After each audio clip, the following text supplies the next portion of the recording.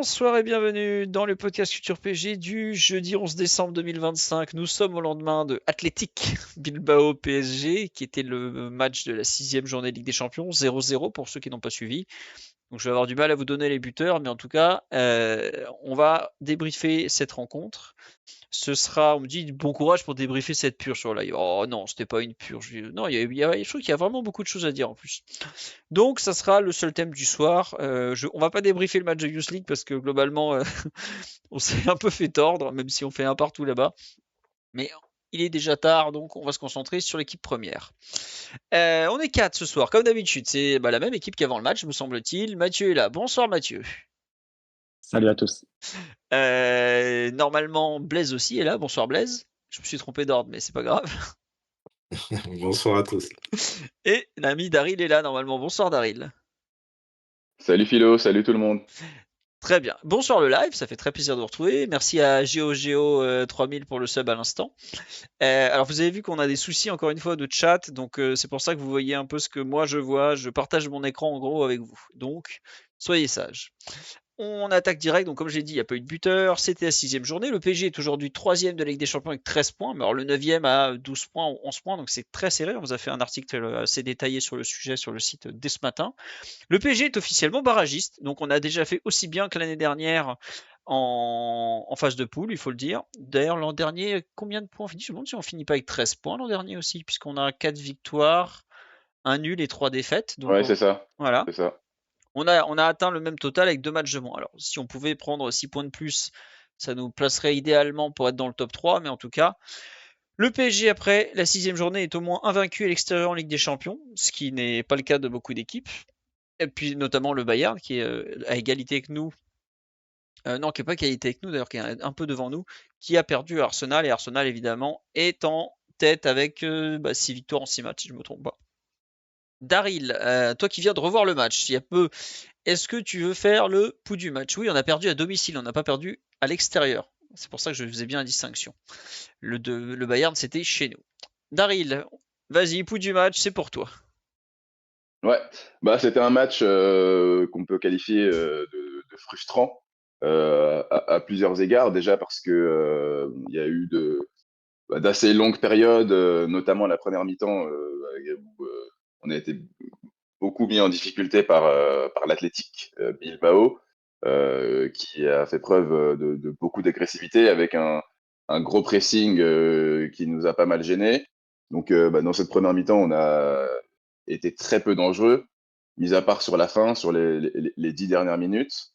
Et frustrant aussi parce que malgré en fait les difficultés à créer des occasions par moment, il y a eu quand même en fait vraiment un gros temps fort au cœur de la deuxième mi-temps où on a pour le coup mis une petite tempête à l'adversaire et où on s'est créé largement assez de situations et même d'occasions très nettes pour pouvoir l'emporter.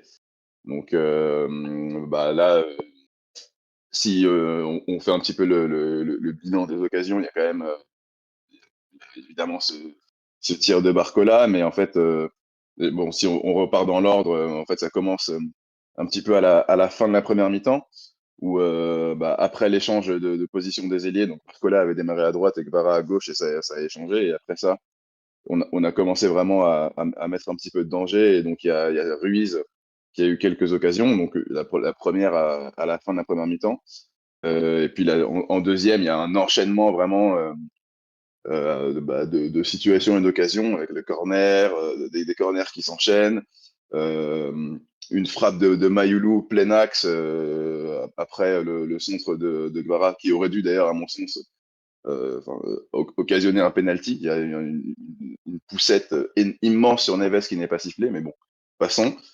Donc bon, je vais pas faire l'enchaînement des occasions, mais tout ça pour dire que voilà, il y a eu ça a été un match un peu à plusieurs temps.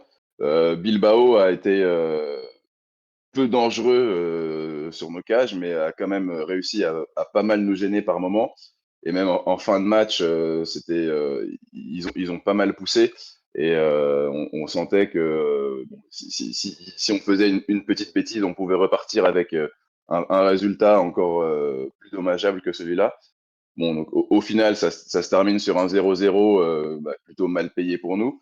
Et comme tu l'as dit, là, bon, on a assuré le top 24, mais le top 8 est loin d'être fait. Le top 2, bon, les gens savent, je pense que j'avais cet objectif, j'accordais une certaine importance à finir au moins dans le top 2. Bon, là, ça paraît mort. Ça va être Mais c'est même pour le faisable top encore. 8, C'est faisable parce que faut pas. oui, En gros, parmi les concurrents, je pense qu'Arsenal, ils ont 5 points de plus que nous, donc on va dire que c'est cuit. Le Bayern reçoit l'Union Saint-Gilloise lors de la prochaine journée, mais il se déplace à Eindhoven sur la dernière journée de phase de phase de championnat. C'est pas facile non plus d'aller gagner à Eindhoven. S'il non, faut, c'est pas voilà. donné, mais bon, ce serait quand même assez improbable qu'ils perdent des points sur cette rencontre. Donc bon, on va espérer, mais dans tous les cas, là, il faut au moins se rabattre sur l'objectif du top 8, qui est de toute façon celui qui a été annoncé par Luis Enrique depuis le début de la phase de poule, et qui est le plus important, il nous éviterait 2 matchs. Mm. Et même pour ça, en fait, on est tu l'as dit, à 1 point de Liverpool qui est 9e. Donc, il va falloir certainement batailler jusqu'au bout pour au moins s'assurer cette place. Donc, c'est un match qui au final, n'arrange pas vraiment les deux équipes parce que même Bilbao, qui était aux portes du top 24, là, avec ce petit point, ils n'ont pas vraiment bougé. Ils sont 28e. Donc voilà, un match qui ne satisfait pas grand monde. Et voilà, donc qui nous met maintenant dans une Tiens, situation où il faut gagner certainement les 2 derniers matchs pour au moins s'assurer une place dans le top 8. Et bon, si on gagne les deux, on sera même probablement dans le top 4, ce qui sera pas mal. ouais, parce que ce qu'on me dit sur là, effectivement, le top 2, ça te sert seulement en demi-finale retour. Faut déjà y arriver jusqu'aux demi-finales, quoi. Top 4, c'est déjà bien aussi parce que tu peux jouer aussi un des trois autres devant et tout, qui n'est plus là. Ouais, Enfin, bon. L'an dernier, on avait sorti Liverpool qui était top 1, c'est ça, ou top 2? Je sais ouais, plus. ouais, qui avait fini premier, ouais. Oui, oui, oui. Mais Voilà. bon, on voit quand même l'importance de finir haut parce que, alors, il y a évidemment l'exemple de Liverpool qu'on avait sorti. Mais quand on regarde un peu le tableau des demi-finalistes, c'était, donc, mis à part Liverpool, les trois autres, c'était les trois autres équipes qui avaient fini top 4. Et là, maintenant, Mm. avec cette nouvelle règle qui avantage, qui permet de recevoir au retour, en fonction des tours qui passent, Mm. du classement, on sent que la compétition est de plus en plus faite pour arranger les équipes qui finissent haut. Donc Ouais. là, l'opportunité d'être deuxième était belle et peut-être ratée. Ouais, deux, trois trucs. Sur là, ils m'ont dit Bilbao chez eux. Faut quand même rappeler que Bilbao était chapeau 4. Tu parles d'un cadeau, effectivement.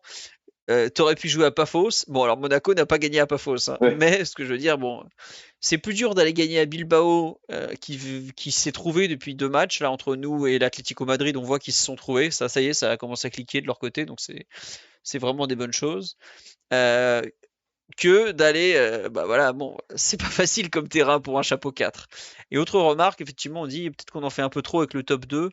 Euh, il y a une preuve quand même, c'est que recevoir au retour, c'est bien, mais le PSG est allé se qualifier à Liverpool, est allé se qualifier à Aston Villa.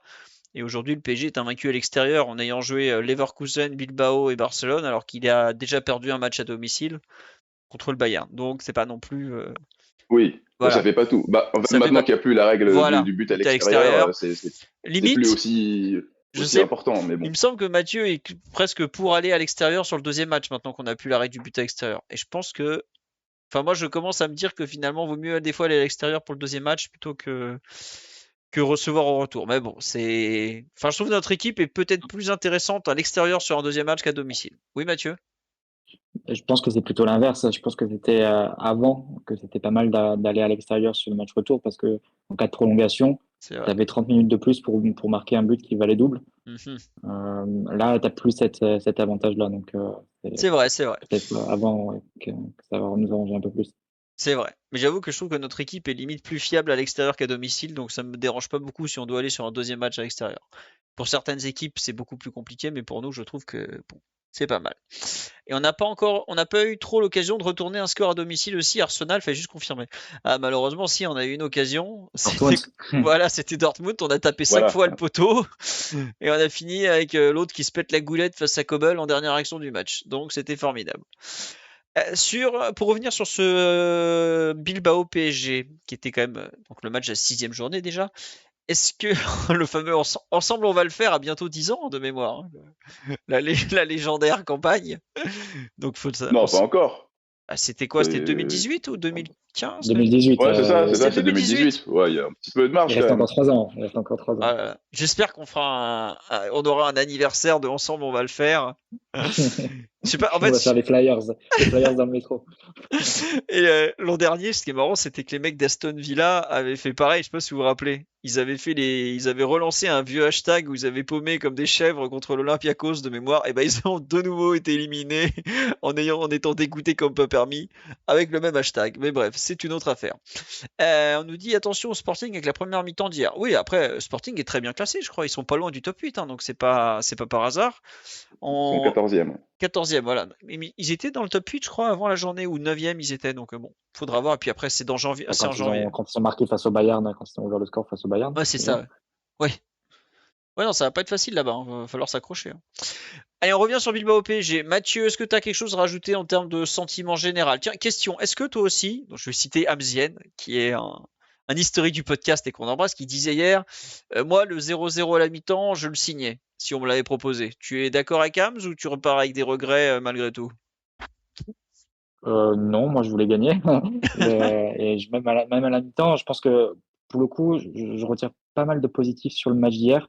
Alors ça peut paraître paradoxal parce que effectivement, comme vous l'avez dit, le résultat est frustrant et vraiment dommage au niveau du classement. Et bon, tu te dis un 0-0 face à une équipe qui était classée 25e ou 26e, il n'y a pas de quoi non plus s'enorgueillir.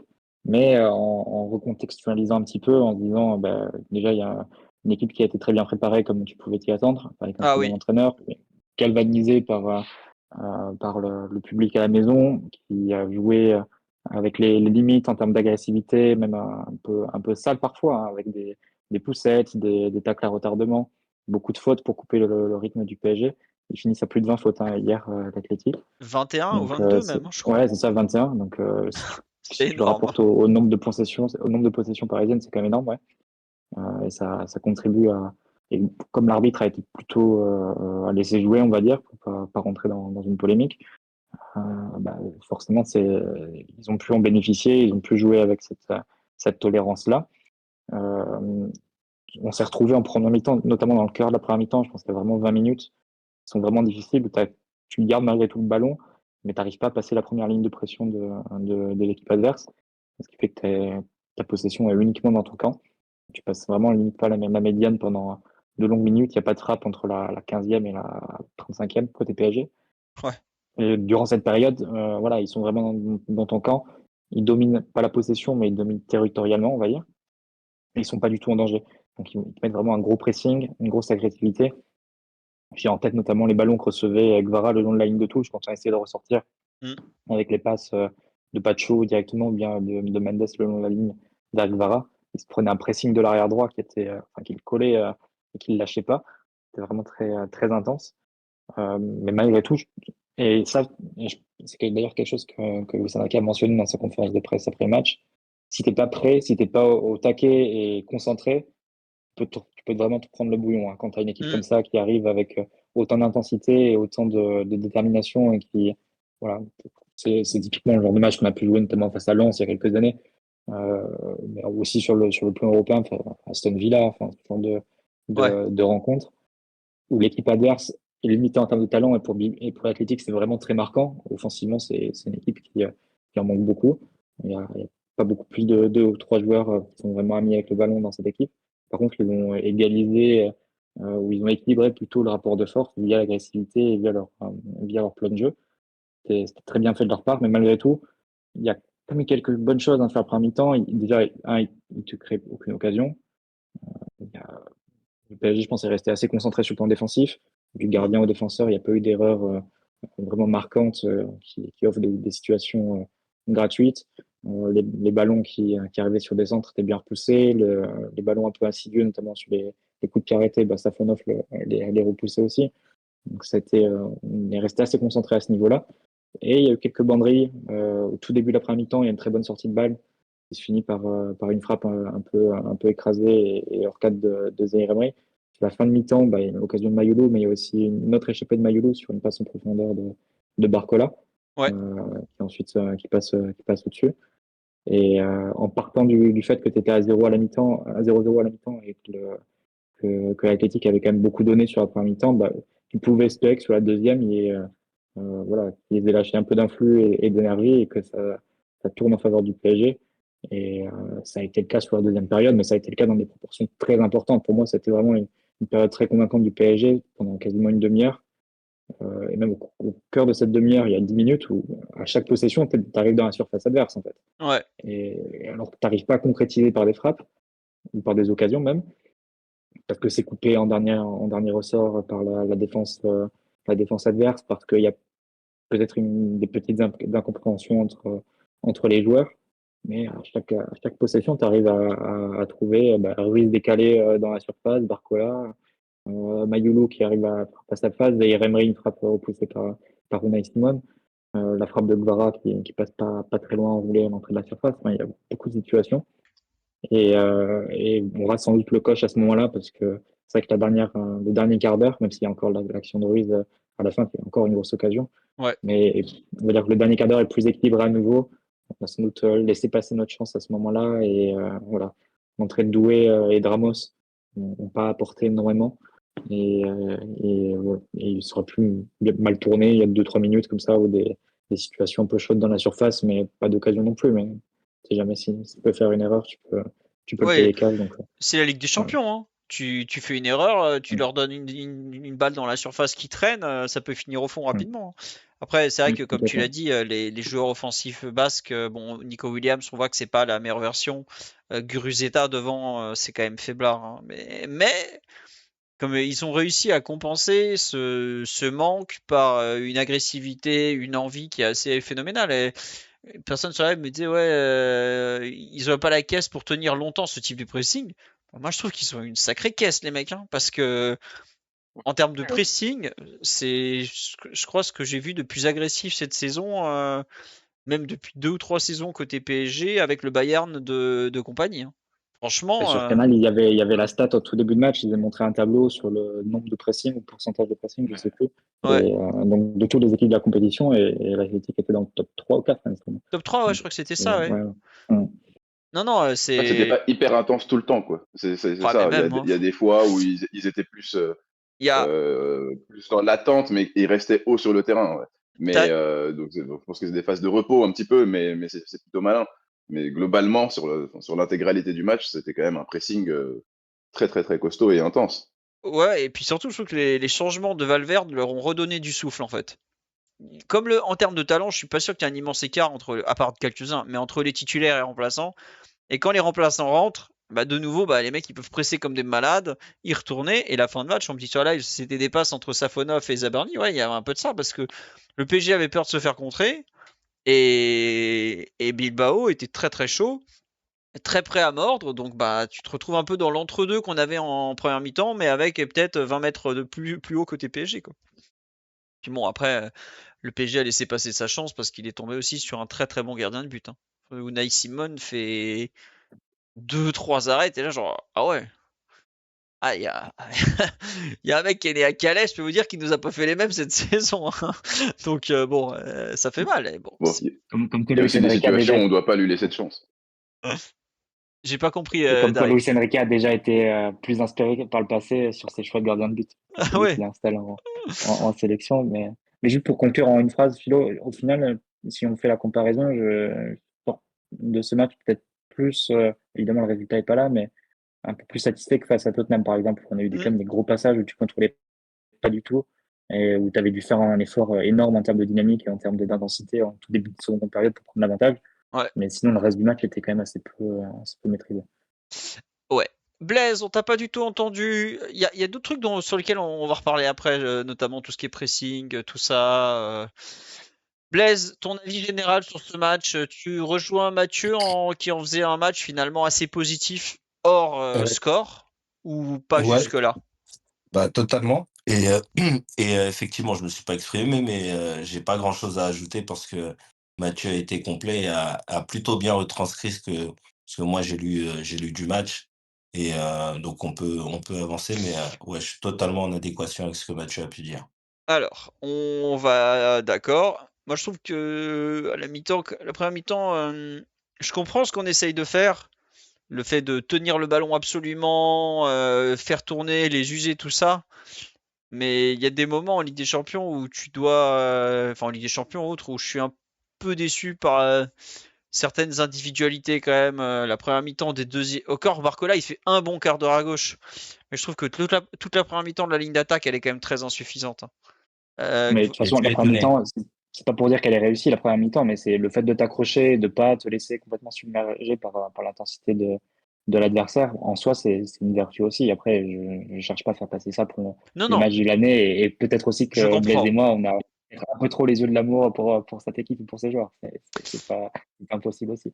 Ouais, mais ce que Et je. et et même Vas-y, au-delà vas-y. de ça Et même au-delà de ça, excuse-moi, c'est, moi ma seule question que j'ai envie de te poser, c'est es-tu étonné? Parce que Ouais. la déception, qu'elle vienne des attaquants et de l'attaque parisienne, moi j'ai pas été surpris. Non, en Donc fait, juste pour compléter, Il n'y a pas que l'attaque, hein. il n'y a pas que l'attaque, tu vois. Il y a des joueurs qui font une prestation. Le côté droit, tu vois, Warren était coincé, Joao arrivait pas à grand chose, Bradley puis Cavara, la première mi-temps, c'est vraiment très compliqué. Je suis un peu déçu, ouais, de notre incapacité à sortir de ce pressing en première mi-temps, tu vois. Bilbao, et c'est là où je pense que je les ai sous-estimés, c'est Ernesto Valverde. Il avait préparé un plan, franchement, tu peux dire ce que tu veux, tu vois que le mec c'est un bête de coach. C'est impeccable, il te prend à la gorge, il a pas peur, il joue derrière avec des charrettes, hein. Il joue avec du Viviane et Yuri Berchiche en défense centrale, le mec quand même, hein. Je peux être méchant, mais bon, ça va pas beaucoup plus vite que Danilo et Skriniar quand ils jouent ensemble, hein. Donc, il a pas peur, il va te chercher très haut, il te sort un 4-4-2 bien régulier, basique à souhait, mais comme diraient certains, mais pas basique en fait, très bien optimisé. Et le PSG, c'est pas la première fois qu'ils font comme ça face à une équipe qui va presser très haut. Et alors, ok, il n'y avait pas Lucas Chevalier parce qu'il paraît qu'on l'a recruté pour relancer. J'y crois pas trop, mais bon, c'est comme ça. Euh, et je trouve qu'on est quand même un peu moyen sur la première période en termes de sortie de balle et tout ça. Ma déception, elle est peut-être un peu là. mmh, Alors, oui, vas-y, Blaise, pardon.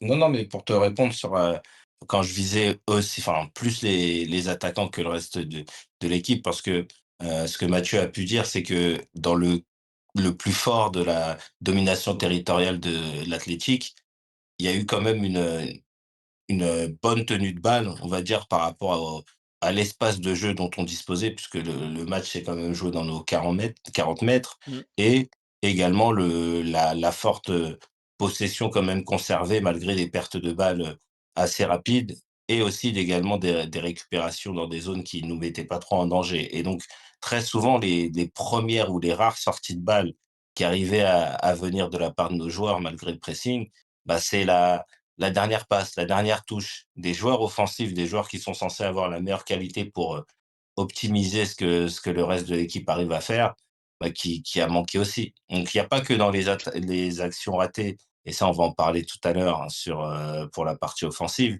Il y a aussi ce qu'ils ont pu, faire pour oxygéner l'équipe et en fait rendre dangereux, les bonnes sorties de balles. Moi j'en ai une, très rapidement en tête pour finir. C'est celle qui finit à la 3e minute sur Mm. la première Superbe. frappe du gauche de Warren. Ils pressent très, très fort, ils sont très frais, mais donc on sait que, bah, il y a un moment donné où ça va sortir et quand ils arrivent à aller au bout, au final, ça finit, mal parce que il y a les justement les 2 3 derniers choix qui sont mauvais de la part de tous les joueurs qui sont impliqués et Mm. malgré tout, bah, l'Atleti après ça, ils ont quand même vécu 5 6 minutes où ils sont rapidement calmés. Ouais, mais tu vois, par exemple, on nous dit on a quelques sorties de balles qui sont très bonnes sur le match. Je suis d'accord. Je dis pas que tout est à jeter, mais par exemple, un truc qui me chagrine sur la première mi-temps, c'est que la sortie de balle, ce qu'on fait à la 3e minute, c'est-à-dire on sort le ballon et le bloc avance ensemble. Et je trouve que c'est quelque chose qu'on n'a pas retrouvé dans le match. Le bloc parisien, il a pas bien coulissé vers l'avant ensemble. Il y a des moments où tu arrives un peu à sortir et ça suit pas derrière. J'ai en tête plusieurs fois, soit c'est Kvara qui est lancé devant, soit c'est Mayulu, soit c'est Ruiz, et il se retrouve à 1 contre 3, 1 contre 2. T'as envie de dire, attends, on a enfin réussi à sortir le ballon, pourquoi vous avancez pas derrière? Vous avez peur de quoi? C'est pas Guruzeta et Sunset qui vont partir en profondeur. Et je trouve que l'équipe, à par moment, était un peu coupée en deux. Et pareil, vers la 70e, quand on perd un peu le momentum offensif, pareil, l'équipe se coupe en deux. Alors après, je pense que ça renvoie peut-être aussi au fait que les trois milieux de terrain, on est quand même en décembre, ils ont déjà joué 20 matchs, ça commence peut-être un peu à tirer la langue, surtout que pour certains, on a un peu tiré sur la corde. Mais je trouve que l'équipe a un peu fait l'accordéon au cours du match. Et quand elle a réussi à être compacte et à soit exploser ensemble, soit se déplacer ensemble, on a vraiment été très performant. Quand on a commencé un peu à jouer chacun dans notre coin, c'était moins bon. Et juste pour finir sur ce que j'ai pas aimé, c'est qu'il y a eu des moments où on a joué qu'avec le couloir gauche, des moments où on n'avait que le couloir droit, et il y a à aucun moment dans le match, alors c'est lié aussi à nos profils de latéraux, hein, Nuno sur une jambe, Warren qui est pas Hakimi, mais je trouve qu'il n'y a aucun moment dans le match où on a su exploiter les deux côtés en même temps. Bah si, il y a l'occasion de Mayulu qui part d'un renversement de Nuno, et celle de... Ouais. Bah, les deux de Mayulu, à chaque fois, c'est des renversements. C'est le seul moment où en fait tu utilises vraiment la largeur du terrain. Je trouve qu'on n'a pas très bien utilisé la largeur du terrain sur le match. Voilà. C'est un peu ce qui me gêne, mais bon, on doit gagner normalement. Quand tu fais 2 expected goals là-bas, c'est déjà pas mal. Et dans les autres points positifs, après, promis, je me tais, hein. Je ne veux pas monopoliser la parole, mais je trouve que défensivement, Luis Enrique disait il y a quelques semaines, défensivement, on est très en avance par rapport où on était l'année dernière. Le match que fait le PSG hier, c'est un match du PSG 2024-2025 en début de saison. Savoir, tu domines globalement dans le jeu, mais tu n'arrives pas à marquer parce que le goal en face, parce que tu n'es pas bon devant et tu repars avec des regrets. Mais défensivement, on a vraiment fait un très bon match. Safonov, il n'a pas un arrêt à faire dans le jeu. Il y a une reprise de volée, un moment de Sunset au deuxième poteau sur renversement où le mec se loupe un peu. Vous voyez ce que je veux dire, vers la 30, par là, vers la 30e ou à peu près. Mais globalement, tu vas à Bilbao, tu concèdes rien, quoi. C'est très bien. Défensivement, je trouve que c'était très très bien. Offensivement, je suis un peu plus réservé, mais défensivement, c'était vraiment bien. Voilà. Euh, Blaise, Daryl, Mathieu, est-ce que vous voulez rebondir sur ce que j'ai dit? Oui, non, vous voulez développer autre chose? Vous pouvez me dire, tu dis de la merde, y a pas de souci, hein, j'entends toutes les critiques. Daryl, toi qui as revu le match, ah bah attends, il y a Blaise qui ouvre le micro. Donc qu'est-ce que tu voulais dire, Blaise? Vas-y. Non, non, mais je voulais dire ironiquement que au final, en revenant un petit peu sur le match et en étayant tes propos, je pense qu'on est pas loin d'être d'accord. Effectivement sur, le rôle, je vais pas dire, important, plus important que les autres sur le match nul, mais au final, on pointe aussi les carences du moment des joueurs offensifs qui ont été alignés et je parle des principaux. Parce qu'après Mayulu, il y a personnellement, hein, au-delà des occasions ratées, plus je sais pas si boire ou manger est le négatif dans l'expression, mais en tous les cas, plus de «négatif» entre guillemets à ressortir que de positif de son match. Mais c'est pas lui dont je pointerais, avant tout les «responsabilités» entre guillemets sur le Très bien. résultat. Daryl, tu voulais rebondir sur ce que j'avais dit ou sur autre chose d'un point de vue un peu collectif? Ouais, non, bah, d'un point de vue collectif, justement, par rapport à la première mi-temps, j'ai trouvé quand même que, bon, malgré effectivement la bonne tenue défensive globale, et cetera, et donc le fait qu'il y ait quand même des éléments positifs, j'ai trouvé quand même le niveau technique, Moyen, ouais. un peu en dessous, ouais, moyen, assez en dessous de nos standards, y compris, pour les joueurs, normalement les plus fiables dans ce registre. Par exemple, bah, un Vitinha, même s'il n'a pas vraiment souffert du pressing adverse, il a quand même beaucoup de mal à diriger les opérations. Et puis il y a eu quelques imprécisions de sa part. Par exemple, je pense à une passe bon, pour Barcola en bonne position, qui fait un bon appel, qui part directement en touche, ou alors sur une situation de relance où on s'en sort un peu à l'arrache côté gauche et il tente une remise. Et il joue en appui et il la rend à l'adversaire. Enfin, voilà, il y a eu quelques imprécisions auxquelles on n'est pas trop habitué de sa part. Et puis même voilà, pour parler d'un autre milieu, Joao Neves aussi, il y a eu bah, des passes des passes trop longues ou ce genre de choses, quoi. Globalement, bon, on peut reprocher effectivement à l'attaque son manque d'efficacité dans le temps fort et puis son manque de présence un peu dans des moments un peu plus faibles. Mais je trouve que le milieu n'a pas été non plus particulièrement souverain, quoi. En gros, il y a eu Ruiz qui était fidèle à lui-même, donc très utile de par son mouvement et son excellente lecture des espaces. Mais même lui, au moment de faire le dernier geste, il y a eu du déchet, quoi. Donc je trouve Ah ouais. quand même qu'il y a eu un déchet un peu trop élevé pour épargner les milieux. Non, je vais pas les épargner. Est-ce que Mathieu... Oui, Blaise, vas-y. Bah, là où, justement, vous en parliez avec Mathieu, toi et Mathieu, en début de podcast, c'est que Valverde, c'est un entraîneur. Je pense, là, sur ce match-là, il a vraiment montré sa qualité puisque moi, personnellement, l'équipe de l'Athletic, je la trouve, d'un niveau vraiment assez moyen et il a optimisé les qualités, on va dire, qui pouvaient ressortir de ses joueurs pour gêner les points forts de parisiens et notamment le milieu de terrain et ce que David disait sur, la performance, un petit peu individuelle de chacun. Bon, on l'a vu, dans ce qui a rendu encore plus difficile le match parisien, notamment dans la tenue de balle puisque Vitinha, vous en parliez, il y a effectivement du déchet assez rapidement même dans le match, puisque, il y a des premières, tentatives de jeu long ou même d'essayer d'organiser le jeu qui sont assez moyennes de sa part, surtout, sur ces derniers mois. Il a notamment été empêché de toucher le ballon dans les zones qu'il préfère. On l'a pas trop vu, être capable d'être ce troisième central et de libérer, Nuno. On l'a souvent vu un peu, bah, être obligé de coller limite son partenaire pour recevoir le ballon. Pour Joao Neves, une pression vraiment folle. On l'a vu, Joao Neves, lui, être, très imprécis pour faire des relais, alors qu'habituellement il a souvent la lucidité et Mhm. le petit temps d'avance pour justement, gagner les duels et Fabien Ruiz, ouais, il s'en sort, mais effectivement son déchet, il est venu parce que, Fabien Ruiz, on le connaît, il est très, très, très disponible pour ses partenaires, mais malgré tout, quand il court beaucoup et qu'il, s'essouffle un petit peu, bah, ça le rend plus aléatoire donc ouais, le milieu parisien, en fait, c'est sûrement malgré le pressing, le secteur de jeu, on va dire, qui a été le plus impacté par le plan de jeu adverse et bah, ça a rendu aussi la montée du ballon, plus que la tenue, très, très compliquée.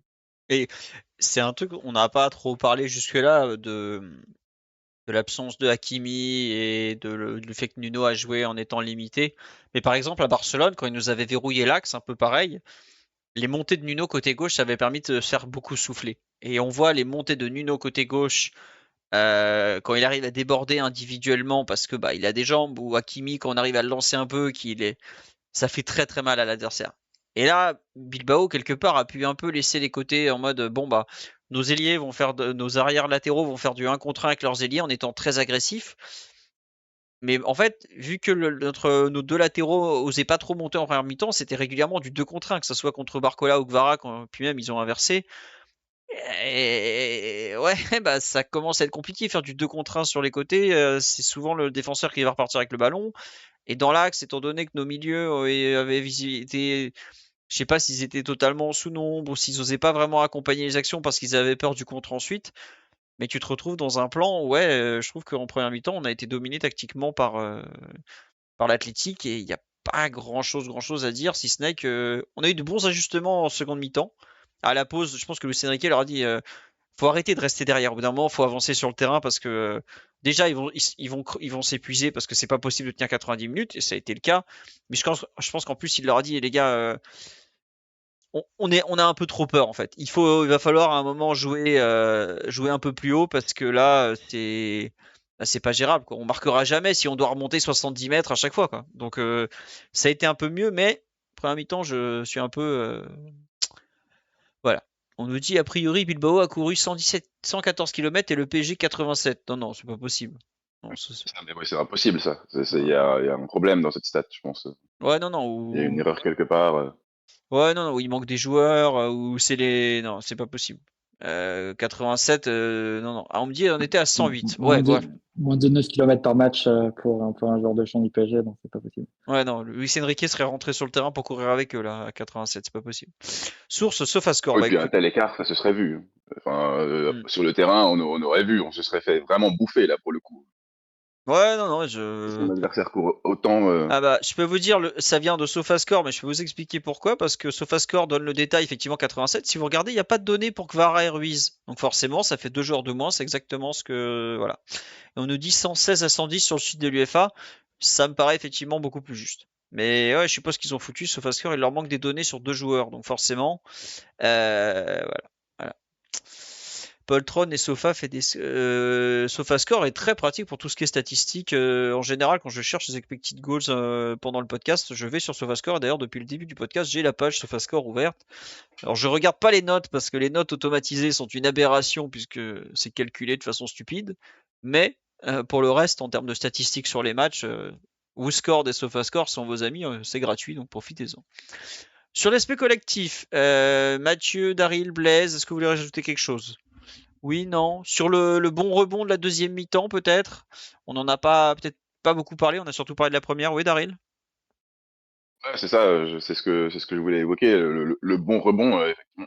Enfin, ça commence même un petit peu avant la deuxième mi-temps, hein, Mm. je l'ai rapidement mentionné dans le pouls, mais ouais, pour moi, le rebond commence à s'amorcer bah, vraiment au moment où Barcola passe à gauche. Là, il y a quelques petites actions qui commencent à mettre du danger du côté de la surface de Bilbao. Et même Gvara, d'ailleurs, ça lui a fait plutôt du bien parce il était pas mal enfermé à gauche. Et là, il a réussi à faire un peu des petites incursions axiales et à accélérer le jeu de cette manière. Et donc, à partir de ce moment-là, il y a donc voilà, la première frappe de Ruiz et puis surtout la grosse occasion de Mayulu. Et après, en deuxième mi-temps, on a vraiment encore plus haussé le curseur Mm. en augmentant donc le niveau d'intensité. Il y a eu beaucoup plus de courses, on a beaucoup plus utilisé les renversements, j'ai trouvé, les renversements de jeu, et ça, c'était un peu ce qui manquait en première. Parce que face à ce pressing où on se retrouvait quand même bien ciblé sur les côtés, ça c'est bon, on en a parlé, hein, mais le plan de Valverde était vraiment bon et très rapidement, quand on essayait de s'échapper par les côtés, il y avait des prises à 2, voire à 3. Et donc la solution dans ces cas-là, c'est souvent de l'autre côté, justement, et on a plus fait usage de ça. Et à partir de là, on a réussi vraiment à enclencher un temps très fort avec un pressing retrouvé. On était à chaque fois sur le porteur.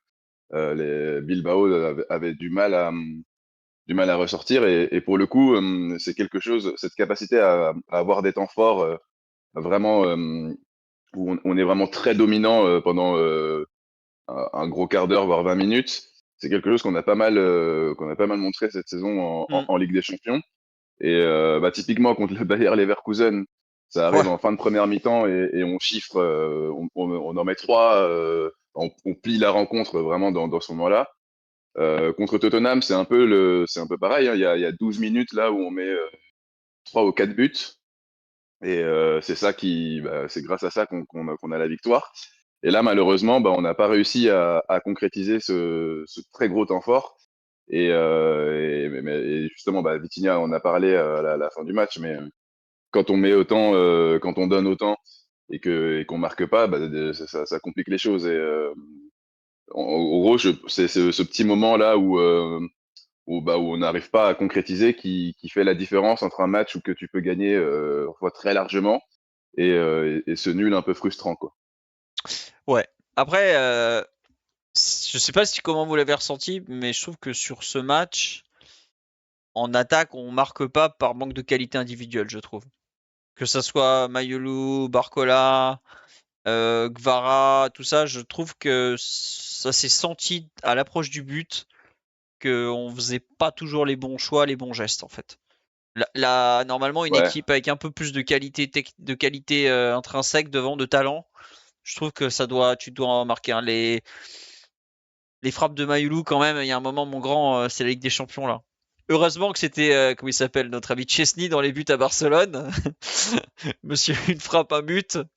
En même temps, ils sont allés le chercher, il était tranquillement à la terrasse du café en train de fumer ses clopes. Quelle idée d'en faire un gardien. Mais ce que je veux dire, ouais, là, je suis un peu perplexe sur la qualité des frappes Bah, dans les zones clés, on va dire. c'est vrai qu'on dit qu'Unai Simon a fait un bon match, et ben, c'est vrai, hein, pour C'est le coup, vrai. c'est indéniablement l'homme du match, bien sûr, bien sûr. Mais pour moi, il y a pas mal de situations où il doit même pas avoir la possibilité de faire à l'arrêt, quoi. Ouais, non, Euh, les deux de Mayoulou, donc, bon, ah ouais. j'enterre pas le gamin parce qu'il a 19 ans, qu'il apprend le poste et tout. Mais il y a un moment, mais de la sauce, fais quelque chose. Faut que ça pique un peu quand même là. Il y a pas de jus dans les frappes là. C'est quoi ça? C'est des pâtes au beurre, mon grand. Mets-nous de la harissa un peu, fais quelque chose. Donc non. J'ai été frustré par la qualité de frappe face au but, honnêtement. Et je pense que c'est ce qui nous coûte le match d'ailleurs. Enfin, le match. Je dis ça comme si on avait perdu. C'est pas un mauvais résultat. 0-0 à Bilbao. Mais je trouve qu'il a manqué un petit quelque chose devant. Blaise, t'es pas d'accord peut-être? Ah si, si, totalement, mais je voulais surtout dire, mais tu l'as dit, toi-même, c'est la Ligue des champions. Ouais. Donc moi, c'est pour ça que je le disais, un petit peu tout à l'heure, bah, les habitudes malheureusement, de ce début de saison, enfin même on n'est même plus au début de saison puisqu'on va arriver à la moitié de celle-ci, c'est que les joueurs offensifs pour le moment, on peut pas dire qu'ils aient vraiment démarré leur saison. On parle pas des absents, mais en tout cas pour ceux qui étaient présents, bah, il y a un gros trou, pour Barcola, même s'il y a eu des jambes retrouvées, samedi. Kvara, on se plaint tous et on se plaignait tous de l'absence de match référence ou en tout cas du peu de références qu'il avait en ce début de saison et Mayoulou, on va dire la période actuelle n'incitait pas forcément au plus grand optimisme donc les occasions ont été créées et ça a valorisé dans ce qui a été de positif, mais le fait que ça n'ait pas été sanctionné, pour moi, c'est, bah, un vrai regret parce qu'il y avait la place et vraiment, j'ai insisté sur l'écart pour moi qu'il y avait entre les 2 équipes, mais les joueurs offensifs, et notamment ceux qui ont été, alignés au coup d'envoi n'ont pas fait, bah, le nécessaire ou en tout cas avec leurs possibilités actuelles, Hmm. pour, pour facturer cette supériorité de l'équipe. Ouais. Tiens, question sur les changements. On va en reparler après dans les perfs individuels. Est-ce que ça vous a. Une personne sur le live dit, et je suis d'accord avec lui, est-ce que ça vous a pas surpris que par exemple un Mbaye ou un Lee ne rentre pas? Je m'attendais vraiment. Enfin, Lee, il était évoqué pour débuter, finalement il a pas joué la moindre minute. Et en fin de match, j'étais un peu surpris qu'on fasse pas rentrer un ailier un peu percutant. Parce que je crois que Vara joue tout le match, mais il y avait plus grand chose dans les cannes à la fin. Ça, oui, non, vous avez été surpris un peu du coaching de Luis Enrique, oui, Mathieu? Lit un peu, Ouais. mais à partir du moment où Doué redevient disponible, bah, il passe logiquement devant, je pense. Et aussi, c'est aussi un plan, je pense, à moyen terme de redonner du temps de jeu pour qu'il reprenne du rythme. Après, il y a ce choix de faire entrer Ramos. Bon, Ah bah. il a dû toucher des ballons, hein, je pense, sur son entrée, donc Ça, c'était, ouais, c'est du désespoir. mais Enfin, du désespoir entre ouais, guillemets, quoi. Mais Vous y avez pas cru sur la il craque. dernière action, quand il est trouvé en dos au but à 20 mètres, entouré par 5 joueurs, là? Vous y avez pas cru? Non, bah voilà, après, tu te remets un peu à la mystique qui entoure Gonzalo Ramos, Totalement. de son efficacité quand il rentre en cours de jeu sur un ballon. On ne sait jamais qui va traîner un centre, etc. Mais peut-être que pour qu'il marque, il aurait fallu faire entrer Lee Kangin pour tirer les coups de pied arrêtés. Parce que c'était ça la clé, c'est les deux ensemble, pas les deux de façon alternative. Après, Mbaye ou Ndiantou, je ne Non. tiens pas spécialement à les voir sur le terrain, donc ça m'a pas dérangé. Non, mais en fait, je trouvais que sur le match, on manquait un peu de vitesse sur les côtés. On a vu que Barcola faisait très mal à la défense de Bilbao en fin de première mi-temps notamment, ou même en deuxième mi-temps. Et c'est vrai que Gvara, il Ah, mais n'arrivait pour moi, pas. pour moi, il faisait mal Barcola sur son premier ballon Oh là là. où il fait la différence sur le côté gauche contre l'orienté. Hein. C'est pas la vitesse, hein, c'est la Oui, qualité aussi, oui. technique pure du joueur parce qu'il est serré de très près et la façon pour te sortir de ce marquage à ce moment-là, c'est de tromper l'adversaire, de le feinter. Et donc, par un contrôle orienté, c'est une des qualités qu'a Barcola. Ça, oui, ok, Mba, il a la percussion et tout, mais le type de match, je sais pas. C'est un peu roulette russe. Et en tout cas, je C'est n'aurais sûr. pas sorti Kvara là, pour Mba, perso. Bah, je sais pas, parce qu'en fait, Gvara, sur la fin de match, il m'a l'air complètement carbo et il sert plus à grand chose, en fait, quoi. Donc, bon, au bout d'un moment, Il fait une grosse récup dans les pieds de de Nico Nico Williams, à Williams. un moment. Ouais, c'est ça. Mais Ouais. après, Donc, bon. offensivement, j'ai pas le souvenir de la moindre action de Gvara sur le dernier quart d'heure, quoi. Ou les 10, 15, au moins les 10 dernières minutes. Donc, c'est pour Ouais, ça non, que, le dernier quart d'heure, de toute façon, toute l'équipe, hein, je pense. Mais ouais. de là à dire que Mbaye ou Non, mais Ntou ou même Lee aurait apporté du punch et aurait aidé l'équipe. Bon, je pense qu'on Bali. rate le coche un peu avant. Hein. C'est un peu... Non, non, mais c'est sûr mais ce que je veux dire, c'est que, tu vois, et ce que disait le personne sur live de façon très juste, c'est Valverde a très bien régénéré son équipe, en fait. Il a injecté du sang frais au bon moment, ça leur a permis de retrouver de l'agressivité, de retrouver du pressing, d'éviter les deuxièmes cartons jaunes, parce que les deux défensifs étaient quand même avertis. Et je trouve que nous, on n'a pas su injecter du sang frais à un moment où on en avait peut-être un peu plus besoin.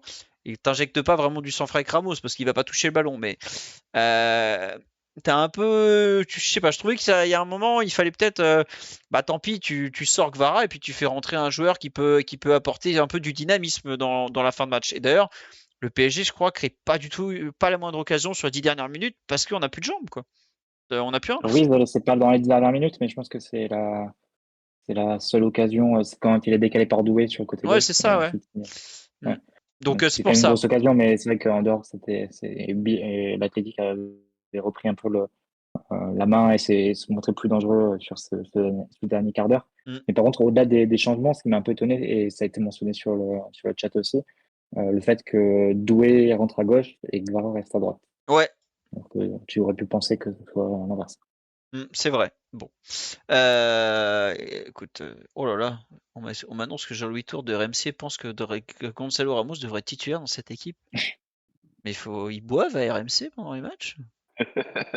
Non mais sérieusement, ils ont plus les droits de la Ligue des Champions, ok, mais quand même, faut poser cette bouteille, monsieur, quand même. Enfin Il bref, faut bon. créer du débat. Ah non mais là, faut pas Non, mais créer. voilà, après, mais Ramos, je pense que c'est un joueur qui est assez populaire au sein des supporters du PSG, hein, le type de neuf pur, etc. Il y a souvent eu des débats ou des tweets, ce genre de choses, même l'an dernier pour le réclamer titulaire, pour dire qu'il faut le laisser enchaîner, tout ça. Mathieu, t'es en train de nous mettre dans une sorte d'aristocratie du football. J'ai rien entendu de plus Non, mais britannique aujourd'hui. c'est pas du tout, c'est juste diversité des points de vue. Non mais Je c'est pense vrai, que c'est un c'est joueur vrai. qui est assez mais non, c'est vraiment. Non mais voilà, c'est un joueur qui a marqué des buts importants, on pourra jamais enlever ça, mais bon, à chaque fois qu'il est titulaire, en général, il y a nos yeux qui se mettent à saigner à peu près autour de la mi-temps, ou au moment du troisième contrôle de balle raté, sinon c'est au choix. Non, non, quand même. Bref, bon, allez, revenons à nos moutons et à nos analyses, c'est un peu plus intéressant, je pense. Sur l'aspect collectif, est-ce qu'il y a un dernier truc sur lequel vous voulez revenir, que ce soit côté Bilbao, côté PSG, offensivement, défensivement, Blaise? Non, je Ok. réfléchis, non. Non, les coups de pied arrêtés, je trouve que défensivement, on les a bien Voilà, j'allais en défendus. parler. Mais offensivement, bon, on en a presque pas eu des coups de pied arrêtés, j'ai l'impression, nous. Mais je trouve qu'on les a bien défendus, par contre. Offensivement? Ouais, Ah non, contre nous, tu veux dire? ouais, contre nous, on a bien défendu. Offensivement, j'ai l'impression qu'on n'a pas eu un corner du match ou pas eu. Si, il y a le coup franc de Nuno qui est pas Ah, très si, si, très bien si. tiré. Ouais. Il y en a plein qui s'enchaînent justement dans le gros temps fort Ah oui, oui, t'as raison, oui. du début de la deuxième mi-temps. Là. Il y a plein de corners qui sont tous repoussés assez tranquillement par Bilbao. Hmm. Ils sont tirés par Gvara. Pas le Et Mais j'ai c'est pas meilleur. ça, mais je souvenir crois, d'un je crois seul qu'on n'en a pas eu vraiment dans dangereux. la première mi-temps, je crois. Si on en a un en première mi-temps Non, sur une frappe, à un moment où une frappe, je sais pas si c'est Mayolo ou Ruiz qui tire, ou c'est Barcola qui arrive à en provoquer un, mais c'est vrai que globalement on n'a pas été, on n'a pas beaucoup insisté sur les côtés, quoi. Voilà, tu vois. On a 6 corners au total d'après SofaScore sur le match. J'avoue que autant en seconde mi-temps j'en vois, en première mi-temps, bah 2 corners en première mi-temps et 4 en seconde. Voilà. ah, c'est ça. Ils s'enchaînent pas mal. Hein. Je pense qu'il y en a 3, facilement 3 qui sont Mm. peu espacés. Quoi. Ouais. Putain, on a raté 4 énormes occasions franches, ça fait mal. Par contre, c'est marrant, c'est que contrairement à ce qu'on aurait pu penser, on gagne 58% des duels, que ce soit au sol ou dans les airs. Donc c'est pas mal, quoi. Mais par contre, on a passé qu'un tiers de nos dribbles à peine pour une équipe qui est censée être supérieure techniquement, c'est quand même pas génial. Bref. Donc on a fait un peu le tour. Est-ce que tu nous as pas trouvé mauvais sur le jeu aérien hors coup de pied arrêté? Oui et non. Enfin, c'est pas ce qui m'a choqué. J'ai vu un moment des Neves être dominé par un D6 de Bilbao. Pacho a pris les ballons qu'il fallait. Même Zabarni dans un. En fait, le truc, c'est que les duels aériens, je trouve, sont très durs à juger parce qu'ils tiraient tellement le maillot en face. Bon, il y a un moment, Les poussettes aussi, hein. Il Ah, mettait à chaque fois, j'ai ah, trouvé ça systématique hein, chez eux. Ouais. Ah non, non, il poussait, il tirait. Globalement, on évoque souvent les entrées d'émeutiers de Nordi Mukiele à ses plus belles heures. Mais je pense qu'il aurait été royal là-bas parce qu'il aime la bagarre. Hein. C'est un football un peu viril, va-t-on dire. Donc, c'est vrai qu'on n'a pas fait Et très donc, preuve. ils ont mis une des recettes pour nous battre. Ah oui, C'est oui. une des recettes. Mais juste pour finir sur les recettes pour nous battre ou nous gêner, les deux équipes, quand j'ai entendu David Ginola dire à la mi-temps, c'est la première fois que je vois une équipe presser aussi fort le PSG et lui faire aussi mal. Le Bayern, à chaque fois qu'ils nous jouent, ils nous prennent à la gorge et c'est quand même souvent une recette pour nous gêner. Quoi. C'est normal, attention, hein. C'est très très difficile à faire et eux ils le font bien. Tu gênes tout le monde. Hein. C'est Voilà. évidemment la recette face à n'importe quelle équipe d'aller chercher au maximum de l'intensité et en ayant une bonne organisation pour supporter ce niveau-là. Voilà. Par exemple, le Real Madrid, ils ont tenté de le faire. Bon, ils ont couru 80 mètres vers leur but et ils ont pris Fabian Ruiz qui mettait le deuxième au bout de 20 minutes de jeu. Donc c'est très très dur à faire, mais ceux qui savent très bien le faire, on n'est pas encore l'équipe ultime de la sortie de balle. Peut-être qu'on le saura jamais. Hein. Peut-être que c'est mieux d'être une bonne équipe que l'équipe ultime de la sortie de balle. Mais j'ai pas envie de lancer les deux arbistes sur ce thème. Mais en tout cas, c'est quand même. Il y a des recettes pour vraiment gêner le PSG. Chelsea avait donné une excellente recette en attaquant une zone très précise avec en la surchargeant côté droit, donc notre côté gauche, ce qu'il ne faut pas l'oublier ce match. Le Bayern avait donné cette recette d'une agressivité la plus totale sur le pressing, avec notamment en attaquant très fort la défense parisienne. Bon, voilà, le PSG n'a pas toutes les réponses. Après, faut quand même pas oublier que ce sont des matchs où il n'y a pas d'Embélé. Oui, pardon Mathieu. Oui, et puis comme la FIFA, la nouvelle règle de la FIFA, c'est que les tacles, les semelles sur la cheville sont plus sanctionnés de carton rouge. Ça aide aussi un peu. Ouais, on me demande sur live à ce moment-là, est-ce que l'arbitrage vous a plu Monsieur Zibert, bon, t'es pas. J'avoue que j'ai pas compris pourquoi il met un jaune à Warren, qui fait une. Ok, il retient un peu, mais il fait. Disons qu'il y a au moins 10 fautes pires dans le match, et sur ces 10 fautes pires, il y a dû y avoir 2 cartons, quoi. Donc bon. Mais il met un jaune à Warren parce qu'il met un jaune à leur arrière droit également pour la même chose, pour des poussettes. En fait, il a sanctionné très rapidement les poussées dans le dos Hmm. et après, il a laissé passer effectivement des choses parce que il me semble que sur l'intervention ratée de Sancet sur Marquinhos, Oh, elle enfin est le dure. Hein. contrôle raté, il y a pas de jaune. Non, mais oui, il n'y a pas de jaune, je te Non, il n'y a pas confirme. de jaune. Pas de jaune. Je sais même pas s'il y a faute. Je me demande si. Si, il y a faute, Il y a faute quand mais même. Il y a il y a faute, pas il y a de jaune. faute. Eh bon, comme on me dit sur le Et il y a live, du temps, hein. Et il y ça a du temps. glisse. Ça glisse. Ça compte pas, Ouais. ça glisse. Ah bah oui, c'est à la 30e, il me semble, Ouais, hein, ouais, ouais. l'action. Donc, si tu mets rouge là, le match, il a gagné après. Hein. Bah, enfin, en tout cas, ça aurait été très très compliqué pour eux. Mais ouais. Non, non, bon, l'arbitrage de Monsieur Siebert, je suis pas sûr qu'il a marqué des points auprès des superviseurs de l'UEFA en gérant le match de la sorte.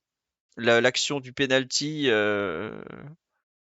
enfin du penalty, ouais, effectivement, Neves reste pas au sol, mais et Mayulu Non, mais il n'y a pas reprend. besoin de rester au sol. Ouais. En fait, c'est là où c'est dommage qu'on n'ait pas un arbitre consultant, parce que ok, Mayulu tire et ne marque pas. Mais est-ce que tu dois revenir à la faute ou pas dans ce cas-là, par exemple? Je trouve qu'il y a un vrai débat arbitral C'est sur ce. ce qu'a dit Sidney Govou hier, il me semble, sur le direct. Il justifiait le fait, enfin, justifiait. Il se mettait à la place de l'arbitre et il disait sans doute qu'il ne le siffle pas parce que Manolo pourrait reprendre derrière, mais tu empêches Neves de jouer le ballon hein, en le poussant comme Oui. ça. Ouais. Je pense que c'est assez indiscutable en personne. Mais... Non, mais les voies de l'arbitrage sont parfois impénétrables. Hein. Mais j'avoue que cette action, en fait, quelque part, je comprends ce que veut dire Govou, parce que tu as quand même une énorme occasion, mais si Neves est balancé, Mayulu est dans une moins bonne position, et en plus, il est surpris que ça arrive jusque-là, quoi. Bon. On nous dit avantage sur un potentiel penalty, s'il n'y a pas but, tu siffles. Ça me paraît être une règle juste, mais je comprends pas que le VAR, ou alors peut-être qu'on comprend rien à l'arbitrage, hein, c'est possible aussi, hein, parce qu'il y a quand même des fois des trucs un peu bizarres. Bon. Elle est étrange cette action, je trouve. Mais bon, c'est comme ça. En tout cas, il n'y a pas eu penalty. Et est-ce qu'on a déjà eu un penalty cette saison en Ligue des Champions? Ah bah oui, Barcola contre l'Atalanta et puis Vitinha contre Tottenham. Au Donc, dernier match. oui, j'allais dire, on en a eu au moins 2, donc je ferais mieux de me taire. On va passer au perf individuel puisque non, je voudrais remercier les subbers. Attendez, en fait, comme j'ai des problèmes de chat, donc merci à Circartier 912, à Rumix et à Xargat qui nous dit que ce sub est offert par la célèbre marque d'électroménager allemande et qui n'est pas Philips. Allusion au précédent podcast pour ceux qui ont suivi. Mais d'ailleurs, donc le petit prince de Krasnodar, le tsar, était de nouveau titulaire. Qui veut évoquer le match de Matvei Safonov? Daryl, tu es notre responsable gardien. Ouais, encore une fois, un très bon match de sa part, hein. Alors, c'est pas comme s'il avait été énormément sollicité, évidemment, mais tout ce qu'il a eu à faire, il l'a fait bien, et je trouve qu'il a quand même dégagé une certaine sérénité. Bon, est-ce qu'il a un arrêt? Là, j'ai pas en tête La claquette. d'arrêt. La Ah oui, oui, claquette, oui, oui, oui. ouais. Mais c'est le seul, hein, Oui, sinon. oui, alors. Ouais, c'était. Ouais, ça compte comme un arrêt, ça? Oh bah quand même, l'autre, Je sais même enfin, pas. Je sais pas si. je sais pas Si ça compte pas comme un tir, je sais pas si ça compte comme un arrêt. Hein. ça compte comme un tir. Hein. Ouais, parce que. Moi, dans tous Ah les ouais? trucs de stats que j'ai vus, je l'ai vu compter comme un tir et comme un arrêt de Safonov en tout cas. Bah ok, bon, dans ce cas-là, effectivement, il y a cet arrêt-là. Bon, j'allais en parler, mais pas vraiment comme un arrêt, mais plus que comme pour parler de ce qu'il a fait dans le domaine aérien. Il était plutôt présent sur les centres. Il a été rassurant. Il s'est jamais loupé. Au niveau du jeu au pied, même dans les petites situations un petit peu chaudes dans lesquelles ses partenaires ont pu le mettre, il s'en est plutôt bien sorti. Même dès le début du match, par exemple, je crois que son premier ballon, il est bien pressé et il réussit à éliminer pour relancer. Donc non, c'est une belle performance de sa part. Il enchaîne après son match contre Rennes et donc on voulait le revoir. Il méritait d'être revu et il en a eu l'opportunité. Il s'est de nouveau, il ne s'est pas loupé.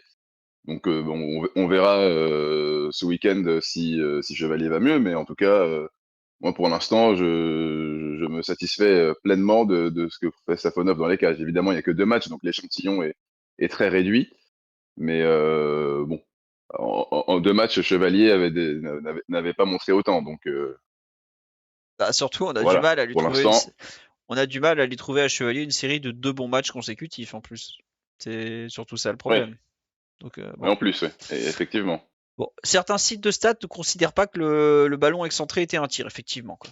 Mais c'est vrai que deux matchs de clean sheet pour Safonov. L'an dernier, il y a eu beaucoup de clean sheet Safonov. Hein. Il en avait presque autant que Donnarumma en ayant joué 3 fois moins ou 2 fois moins. Donc, bon. 2 matchs où il a rien à faire aussi. Non, franchement, non. Rennes, Rennes, non, c'est clair. Non, franchement, voilà. non, Il fait Rennes, des trucs de gardien, effectivement, ouais. Hier, il n'a pas d'arrêt à faire, mais c'est faux de dire qu'il n'a rien à faire, je pense, parce que c'est un ouais. match où tu dois être concentré, où tu dois être sûr, parce que tu as quand même pas mal de ballons où la défense a besoin de toi sur des ballons qui sont en profondeur, qui sont un peu entre deux, où tu as besoin de sortir, rester connecté au jeu, des ballons qui reviennent vers l'arrière sur les sorties de balles. Tu peux pas te permettre de te relâcher, hein, parce que tu fais une erreur sur un match comme hier, tu pénalises grandement l'équipe. Et pour le coup, j'ai trouvé Safonov vraiment sûr et constant sur le match, connecté à ses coéquipiers aussi.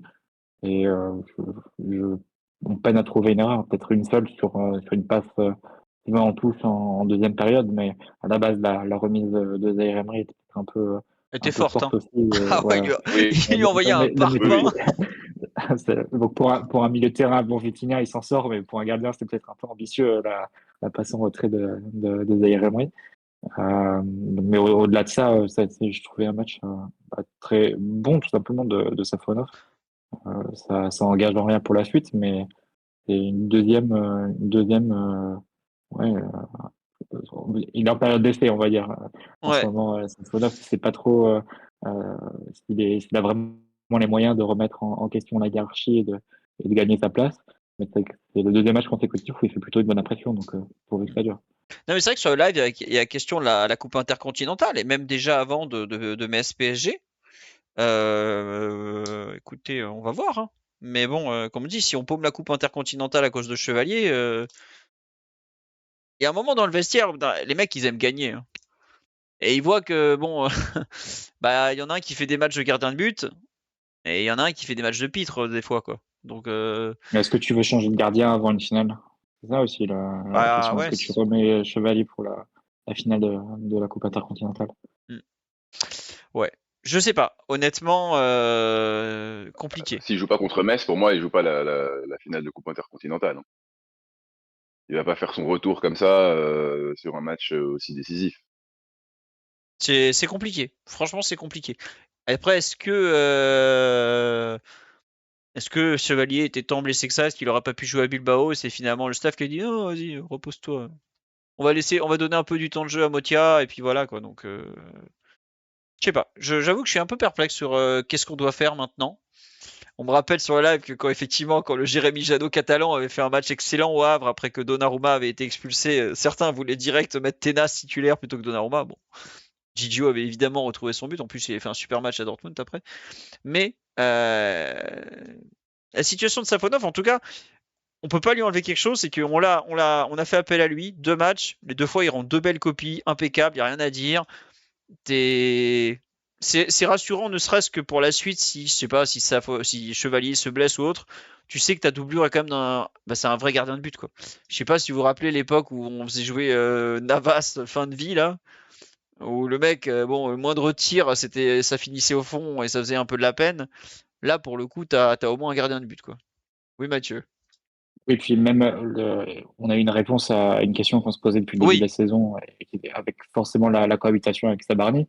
Ça ouvre de nouvelles perspectives pour le mercato d'hiver, parce que jusqu'à présent, on se disait Safonov partant quasi certain, au vu de la situation, ou du moins un joueur à qui on risquait de montrer la porte de sortie. Là, ça change forcément l'équation s'il est en mesure de cohabiter, y compris sur le terrain avec Zabarni. Donc, ça permet même de l'envisager vraiment jouer la place de titulaire et la compétition avec Chevalier à fond. ouais. Après, aujourd'hui, par curiosité avec Jean Chemarin, on a fait un peu le tour des sites russes, ukrainiens, tout ça, pour savoir comment la cohabitation avait été acceptée, parce que côté russe, ça les a pas choqués, mais comme tu l'as dit un jour brillamment, ils sont pas choqués puisque pour eux, l'Ukraine c'est la Russie, donc pour eux, Zabarny il est russe puisqu'il est ukrainien. Mais on n'a pas encore eu le temps de faire le tour de tous les sites ukrainiens. Je sais pas comment trop ça a été pris. Mais là, c'est vrai qu'on les a forcés à jouer ensemble. Peut-être c'est les circonstances, quoi. Au bout d'un moment, faire jouer l'un ou l'autre. Là, c'est Ligue des Champions. Tu peux pas. T'as Marquinhos qui peut plus jouer. T'as aucune autre solution sur le banc de touche. Il y a un moment, je pense que les deux disent, voilà quoi. Y a pas de choix, quoi. Là, faut y aller, quoi, les gars. Au bout d'un moment, ouais, on sait très bien que la problématique géopolitique derrière, mais tu atteins les limites du système où on peut pas faire jouer l'un ou l'autre, quoi. Alors, les limites, elles nous sont tombées dessus à la mi-temps de façon très claire.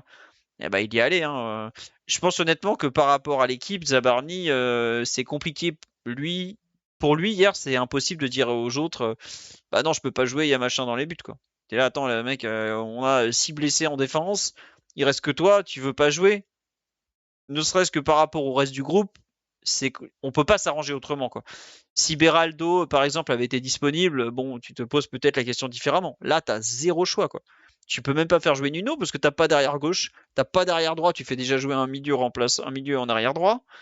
Euh, c'est un peu compliqué. C'est vrai que, comme dit, Zabarny a joué à peu près normalement.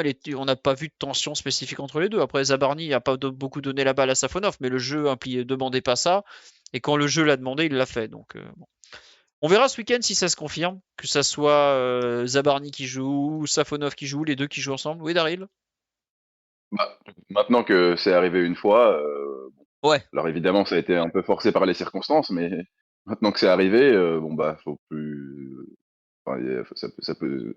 Il n'y a pas de raison que ça se reproduise pas. Enfin, il n'y a pas de raison. C'est-à-dire, on peut le refaire sans qu'il y ait polémique, quoi. ouais.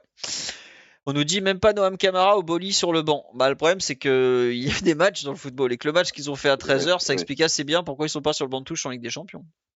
Donc voilà. Tiens, on me demande est-ce qu'ils se sont checkés à la fin du match, nos amis russo-ukrainiens, ou est-ce qu'ils ont fait les fantômes? Je pense qu'ils se sont gentiment évité ce moment qui aurait pu être filmé, puisque ils évitent tout contact public.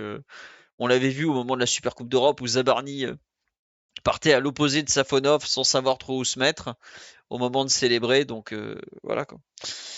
Cette histoire devient ridicule vraiment. Oui, oui. Après c'est très compliqué pour les deux, je pense Ah bah aussi. après, c'est. Oui, Voilà. mais après, enfin, pour moi, c'est la responsabilité du club, hein. Ouais, malheureusement, ouais.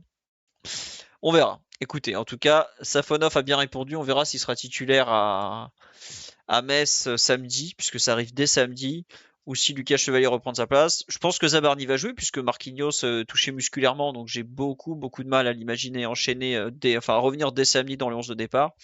À suivre. Sur les 4 de derrière, duquel voulez-vous parler? Que ce soit Warren, que ce soit Marquis, que ce soit Pacho, que ce soit Nuno, ou Zabarny si vous voulez évoquer son match, mais je pense qu'il n'y a pas grand-chose à dire sur le match de Zabarny.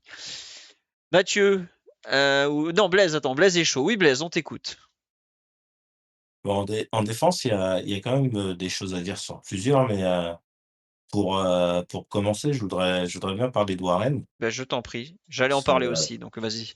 je pense justement, je pensais, savoir aussi que tu avais des choses à dire sur sa prestation. Moi, pour aller assez rapidement, bah, c'est une prestation d'un latéral droit qui peut jouer au PSG et même d'un bon latéral droit qui peut jouer au PSG. En fait, il a ce qu'on disait au précédent podcast, il a toujours son interprétation un petit peu de milieu de terrain et en ce moment, ça fait du bien parce qu'il a des jambes. Mais en plus de ça, bah, quand il est, à son poste de latéral droit, c'est-à-dire souvent défensivement, moi, j'ai peu de choses à dire, si ce n'est qu'il continue à gagner des duels et à se battre, toujours pour gêner les oppositions qui sont les siennes. Il en avait une intéressante avec Nico Williams et je pense, sans connaître ce que vous avez pensé de la prestation de Nico Williams, que son match a été très compliqué et que Mm. physiquement, sur la deuxième période, il a montré en tous les cas qu'il était parmi les plus fatigués. Donc je pense que, jouer Warren en ce moment, c'est compliqué. Le Ouais, le jouer l'attaquer, c'est très difficile et le suivre aussi, quand il a le ballon, ça l'est également parce que, même s'il a en première mi-temps notamment, il a été compressé et il fallait, bah, il avait peu d'options que d'essayer de jouer rapidement long de ligne pour faire avancer le bloc et donc ça a pas entraîné évidemment d'avancées notoires dans le jeu. Mais après quand le match s'est aussi emballé et quand, bah, il a trouvé un peu plus d'espace pour s'exprimer, bah, il a continué à pouvoir faire avancer le ballon, à faire des courses, à se projeter et aussi à se procurer une des occasions qui, pour le coup, n'est pas venue d'un offensif. mm. Mais là où on peut le dire, c'est que Unai Simon, il a fait un sacré arrêt sur sa frappe. Ah ouais, ouais, ouais. Donc, Ouais. ouais, non, Warren, franchement, je trouve que, bah, il y a des choix qui ont été faits et je pense que on peut pas être trop étonné de voir que dans les non-choix, c'est-à-dire le recrutement d'un latéral droit remplaçant, c'est que Warren, je pense qu'il avait toutes les qualités depuis le début pour, pouvoir s'exprimer en étant un joueur du PSG.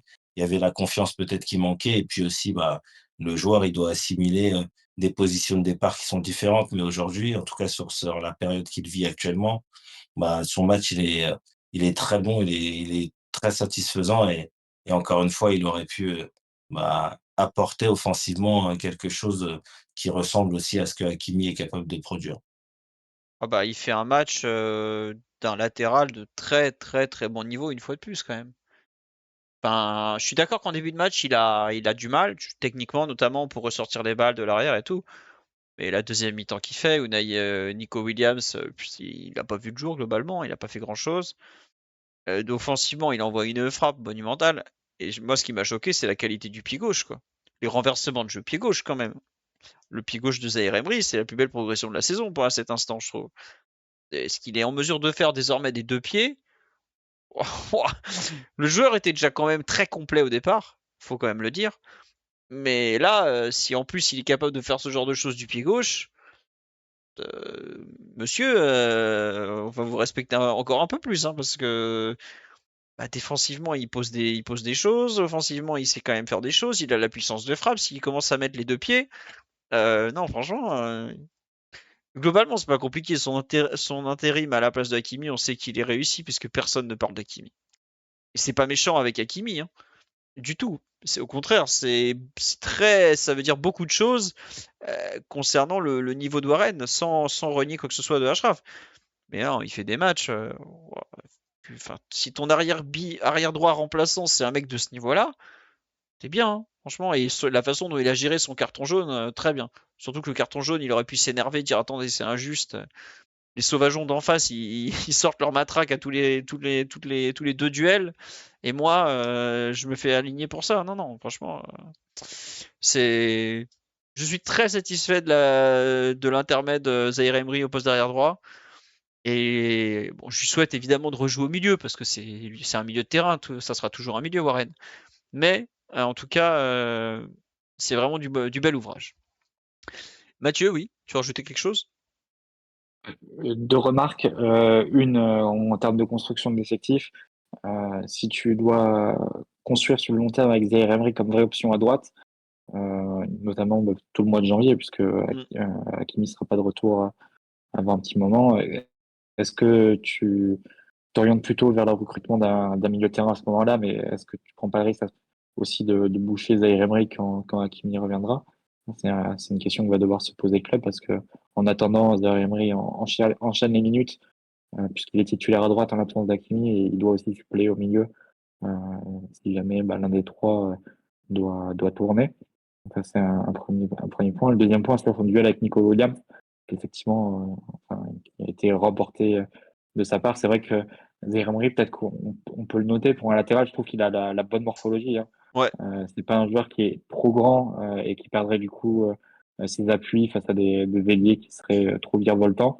Des Thomas Meunier, tu Il veux est dire? C'est pas un Thomas Thomas Meunier? Meunier. Et ouais, Thomas Meunier, c'est le pire de ce que tu peux trouver comme latéral sur le plan défensif. Il est grand, enfin, il peut se faire complètement avoir sur des changements de rythme. Il a une carcasse qui est lourde. Mais vraiment, tu vois que c'est un joueur qui a un centre de gravité beaucoup plus bas, qui est tonique, qui est fort physiquement, qui est difficile à bouger au duel. Ce qui fait que il faut s'employer pour le battre en 1 contre 1 défensivement. Hein. Mm. Et sur un côté où en plus, l'ailier, forcément, tu joues face à ton latéral, mais tu joues aussi face à de la ligne de touche. C'est un peu les 2 bornes. Tu dois trouver un espace entre la ligne de touche et ton latéral. Et Zaïre Emery, dans ces conditions-là, il a fait un très très beau match face à l'une des références en Europe à ce poste, même si pas dans la meilleure forme de sa carrière. C'est vrai. Non, faut le dire, Nico Williams, ça se voit qu'il est quand même physiquement affaibli. Ça manque un peu de punch, ça manque sur les accélérations, tout ça. Mais écoutez, il fallait quand même le neutraliser et on peut dire que Warren l'a très bien fait. Daryl ou Mathieu ou Blaise, est-ce que vous voulez évoquer un autre joueur? Bon, on va demander un voile pudique sur le match de Nuno Mendes. Après, Nuno, il a serré les dents parce qu'à la fin, il y a vraiment plus rien dans les chaussettes. Quand il commence à faire n'importe quoi à balle au pied, c'est qu'en général, la tête est plus oxygénée et qu'il est complètement cramé. Donc, Ouais, c'est vers un quart d'heure de la fin, je ah crois. ouais, là, Je oh sais là pas là si là Daryl, là, t'es arrivé à cette période du match en dans ton replay. revisionnage. Mais ouais, il a deux, trois choix où qui sentent le manque de lucidité et la fatigue à ce moment-là. Mais avant, je trouvais que c'était pas non plus la catastrophe complète. Hein. Non, non, non, non, il fait un bon match Non, pendant 70 minutes, mais la fin, oh là là là là. Le dernier corner concédé quand il dévisse totalement, tu sais que ça, en général, c'est le signe que il n'y a plus rien dans les chaussettes, hein, mais bon. Il s'en est sorti à peu près. Écoutez, enfin, il est revenu. Il était blessé musculairement il y a 2 semaines. Il a fait ce qu'il pouvait pour être là. Et ben, écoutez, faut le remercier, quoi. Euh, Daryl, est-ce que un petit mot sur Pacho peut-être quand même, qui était donc le central ouais, on gauche. pourrait. Ouais, on pourrait. Ouais. Oui, ben en fait, on en parle rarement parce que en fait, il fait à peu près tout le temps les mêmes matchs, c'est-à-dire toujours très bon.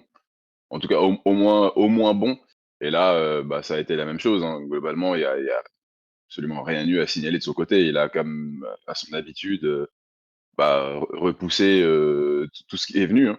Mm. Que ce soit les centres, où les joueurs qui approchaient de sa zone, à chaque fois, c'est tranchant, c'est sans fioriture, c'est pas de show, quoi. Voilà, c'est propre, c'est fiable, et donc bah, il est vraiment, fidèle à lui-même.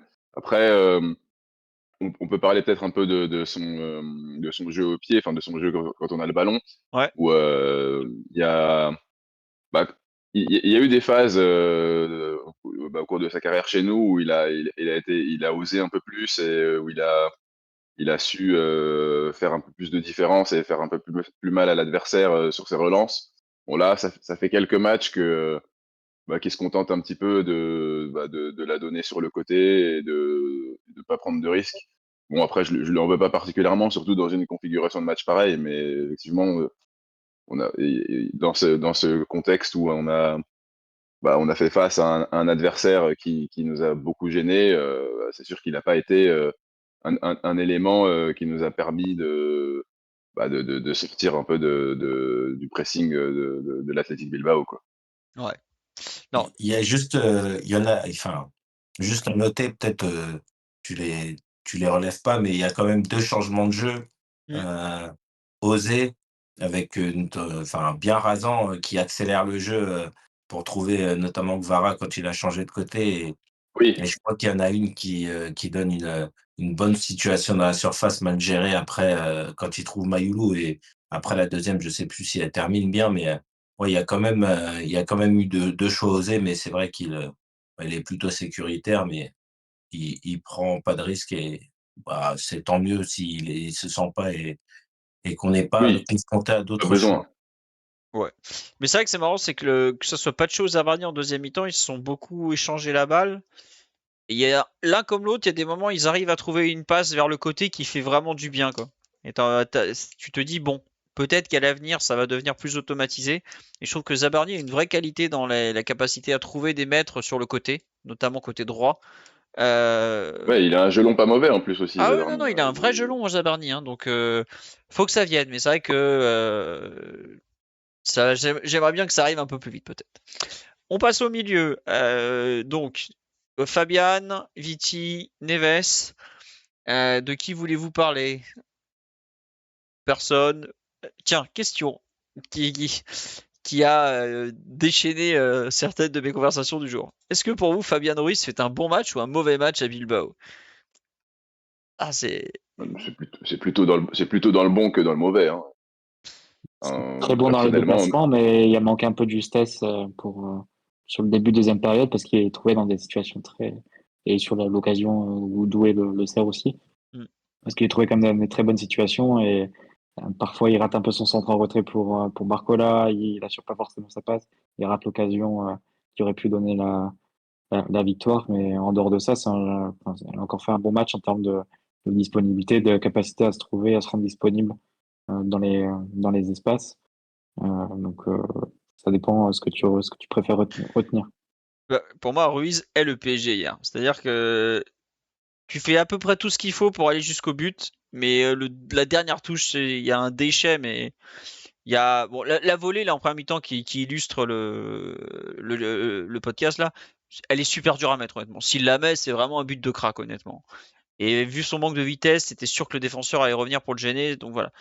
Mais comme vous avez dit là, les actions quand Doué le lance, je pense qu'il joue pas très très bien le coup. Après Unai Simon, pareil, il fait un arrêt avec le bras et tout, totalement improbable.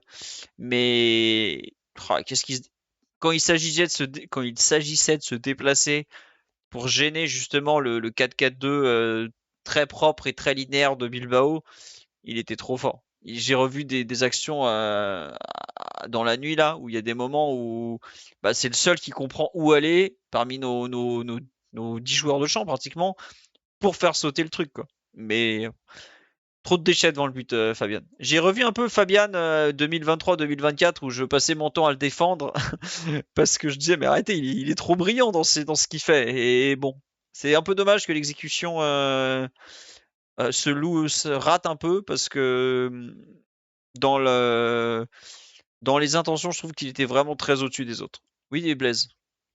Ouais, bah, Fabian, je trouve, il paye un peu les insuffisances, pardon, du moment.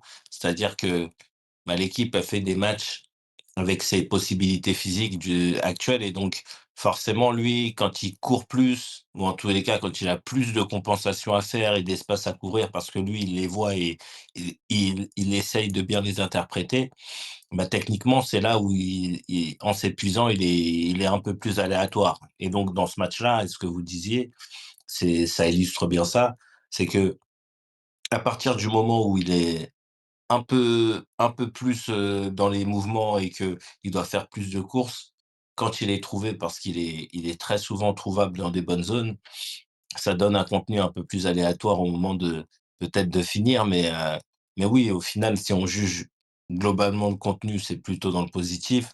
Il y a une réalisation qui est un petit peu, bah, déficiente, ou en tous les cas, pas à la hauteur de ce qu'il arrive à voir et à proposer. Mais c'est du Fabien dans tous les cas, que j'espère qu'on gardera au moment où, je l'espère, au-delà aussi, l'équipe retrouvera un petit peu de repères. Mathieu, tu veux rajouter quelque chose? Ouais, toujours sur les déplacements, il y a quand même quelques situations où je le trouve vraiment très bon. On a cité l'action de la 3e minute tout à l'heure. Il est trouvé vraiment dans l'espace, dans le dos du milieu adverse, dans le dos du pressing adverse, sur une passe de Nuno Mendes, il me semble. Ouais. Ensuite, il arrive à trouver Mayolo qui fait pour le coup un bon relais dos au but, et ça va côté droit, et ça se termine par la frappe de Zaïre Emery. Sur la fameuse action de Barcola, bah, il est impliqué dans une action collective qui est quand même de très haut niveau aussi. Elle est Donc, exceptionnelle, voilà. l'action. On va parler de Barcola Ah bah après, oui, mais avec oh, tout, la façon dont les joueurs se déplacent entre eux et arrivent à jouer dans le sens du mouvement. Enfin, c'est exactement comme ça que tu peux déstabiliser une défense. Mais le faire avec ce niveau de compréhension mutuelle des joueurs, c'est très fort. Et Ruiz est impliqué là-dedans. Donc, évidemment, il y a beaucoup de positifs encore, mais c'est juste dommage. Voilà, c'est seulement la différence entre le match nul et la victoire, hein. hmm, C'est ce qui a manqué dans les 30 derniers mètres, hier. ouais. Je pense qu'honnêtement, on va pas rajouter grand-chose sur Neves ou Vitinha, mais c'est vrai que tu me fais une très bonne transition, et c'en était une. Mais cette action qui finit par la frappe de Barcola, elle est sur live. Barcola est un assassin, faut pas abuser les gars non plus, mais l'action en elle-même, elle est phénoménale. Je pense que s'il y a le décalage à la fin, c'est une action du niveau de celle quand on met le deuxième but contre le Real à la Coupe du Monde des clubs. Et c'est vraiment Plus la belle, quinte. plus belle que ça. Ouais, Plus belle encore que plus ça. belle, t'as raison. T'as tout à une touche, avec un mouvement qui implique 6 4 joueurs? joueurs, 4, 6, plus ouais, tant que 5 ça. si tu comptes le décalage possible avec VAR à la fin. Enfin, c'est vraiment magnifique. C'est sur le côté entre Barcola, Mayulu, Mendes et Ruiz. Et voilà, et ça arrive jusqu'à la situation de face à face de Barcola. Après, c'est juste dommage de finir comme ça. Ouais. On me dit abusé, bah oui, le traité d'assassin du calmez-vous, les mots ont un sens quand même, hein. Oui, c'est la fin est ratée de Barcola, mais bon, vous regardez la course que fait Barcola avant, il n'y a pas beaucoup d'assassins qui sont capables de faire 50 mètres en sprint comme ça, tout en touchant le ballon et en étant impliqué sur des échanges, donc c'est pas facile, hein. Et d'ailleurs, Luis Enrique le défend quand il dit ouais. Quand on est entraîneur ou supporter, c'est facile de voir. Quand ça se joue à cette vitesse, c'est pas la même histoire, hein. Donc, c'est comme ça. Mais bon, bref. Est-ce que vous voulez dire un mot sur le match de Barcola, outre cette fameuse action qui comment dirais-je, qui concentre la haine et la rancœur? Oui, Blaise. Déjà, sur Oui, l'action, je vas-y, veux bien Mathieu. votre Oui. avis sur est-ce qu'il doit la donner ou pas. Alors, vas-y, Mathieu, Moi, on t'écoute, moi, toi. non, mais très rapidement, j'ai trouvé les commentaires un peu sévères à ce niveau-là, parce que il y a une capture d'écran qui a beaucoup circulé sur Twitter notamment, où tu te dis ah ouais, il y a l'angle, tout ça, mais c'est pas la capture d'écran au moment à la sortie de son dribble en fait, ou à la sortie de son contrôle et son enchaînement. C'est vraiment la capture d'écran où il n'est pas encore en position de faire son geste final, soit la passe, soit le tir. Hmm. Quand il arrive à cette position-là, il est face au gardien, il a 5 mètres à bout portant. Pour moi, c'est pas du tout illogique qu'il prenne la frappe. C'est juste qu'après, il n'a pas besoin de mettre autant de force, et il la prend un peu derrière, possiblement. Il a juste à la placer, et c'est un but qu'il a mis en plus à de nombreuses reprises. Il peut la mettre côté, enfin, filet opposé, sans souci, avec la qualité qu'il a. Je pense qu'il fait juste ce mauvais choix là, mais c'est pas un scandale pour moi qu'il prenne le tir. Alors, moi je te rejoins, c'est pas un scandale du tout. Et surtout, c'est un mec, on n'arrête pas de dire il marque pas, il marque pas, il marque pas. Là, les gars, il prend sa chance. Alors, la frappe est pas bonne, ça je te rejoins Mathieu, la frappe est pas bonne, mais tu peux pas. Je trouve que c'est difficile de lui en vouloir. En revanche, il y a une personne sur live qui dit si c'est Dembélé à la place de Kvara, il la donne. Je suis d'accord avec cette phrase, mais il faut quand même dire deux choses à propos du récepteur. Kvara ne fait jamais pratiquement l'effort d'être là au second poteau sur ce type d'action. Dembélé fait toujours l'effort. Donc, Barcola sait que Dembélé est là. Et je pense qu'il, vu la vitesse à laquelle va l'action, je pense qu'il n'a pas le temps de lever la tête vraiment, et puis il est parti dans son truc. Et il n'imagine pas un instant que Kvara va faire ce déplacement. S'il la donne à chaque fois à Dembélé, c'est parce qu'il le sait. Combien de fois on a vu la petite passe ou l'action où Barcola est lancé en profondeur et décale Dembélé? Bah ouais, mais Dembélé, il est tout le temps là pour accompagner les actions. Kvara, c'est pas nouveau qu'il est jamais là pour les finir, ou rarement là. D'ailleurs, le nombre de tappings qu'il rate justement parce qu'il suit pas assez, c'est assez correct, c'est assez caractéristique. Et il y a un autre point, c'est que Kvara est aussi quand même très souvent perso dans ses choix face au but. Et je pense que les joueurs entre eux, au bout d'un moment, c'est pas la première fois où on se dit ouais, ils font pas la passe à Kvara, mais Kvara il fait pas souvent la passe non plus. Donc c'est un peu un tout, mais je trouve qu'on va peut-être un peu trop loin sur la critique de Barcola alors qu'il fait une action qui est quand même assez sensationnelle jusqu'à la conclusion qui pour le coup je trouve est vraiment ratée. Oui pardon Daryl et Mathieu, excusez-moi. Et juste une phrase tu disais que ça allait très vite. Il y a littéralement 6 secondes entre le moment où Barcola réceptionne le long de la ligne de touche à 50 mètres du but et le moment où il arme sa frappe face à Unai Simon.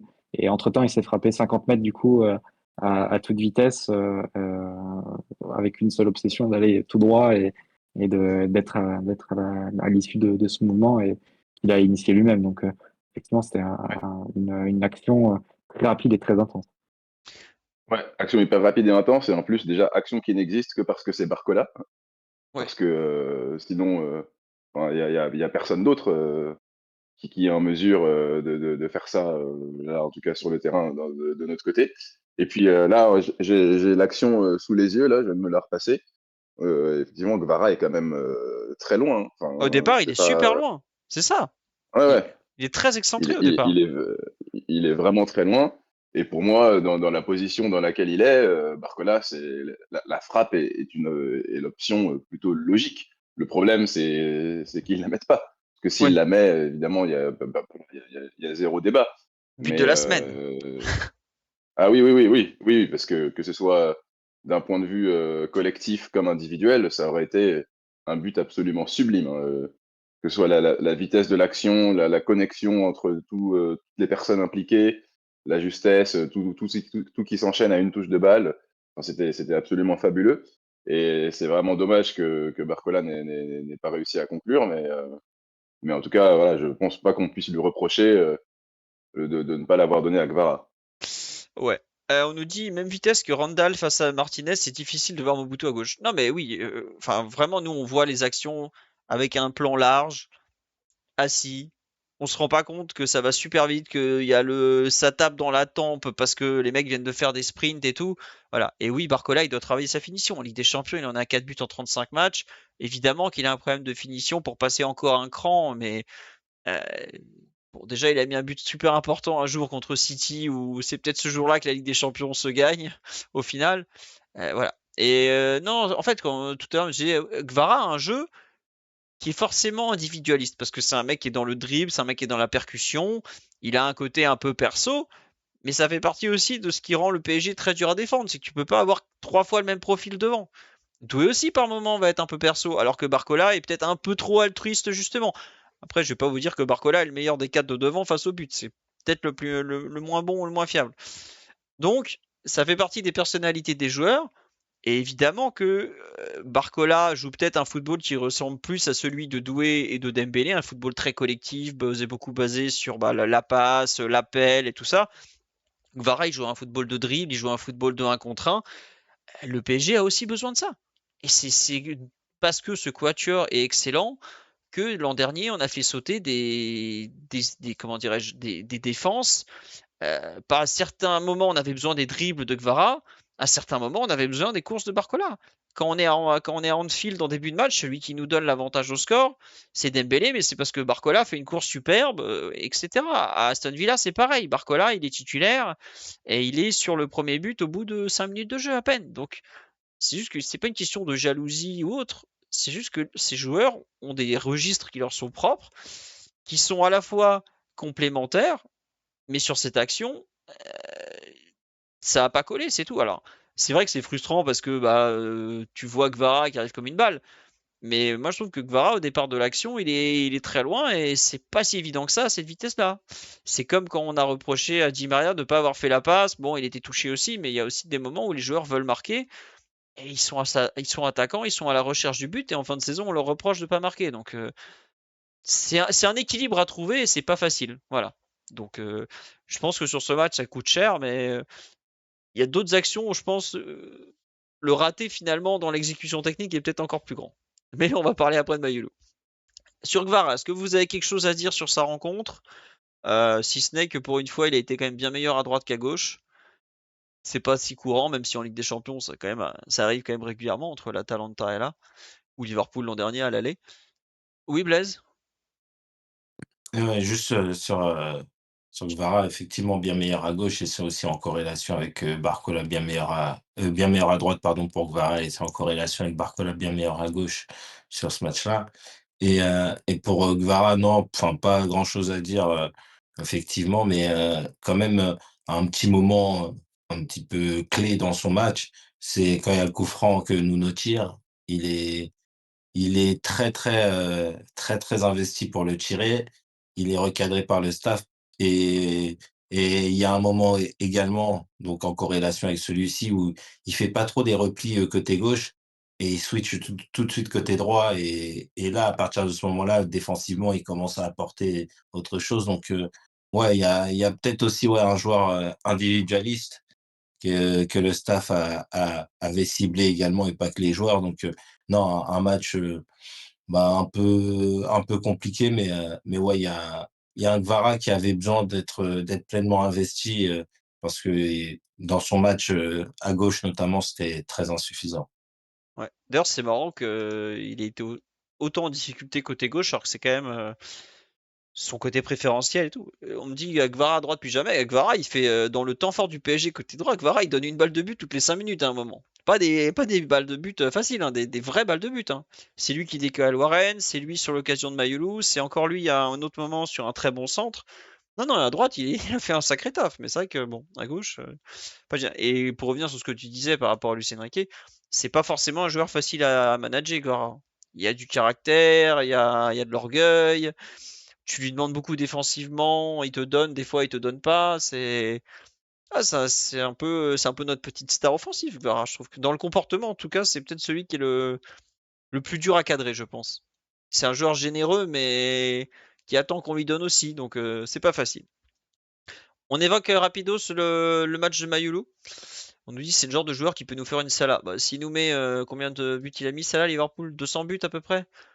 Ça va, tu peux accepter que la fin se finisse mal. Hein, donc on n'en est pas encore là avec Vara. Pour l'instant, ça fait 8 mois qu'il est là. Ben non, presque déjà. Ouais, ouais, ça fait 11 mois. Ça passe vite, et oui.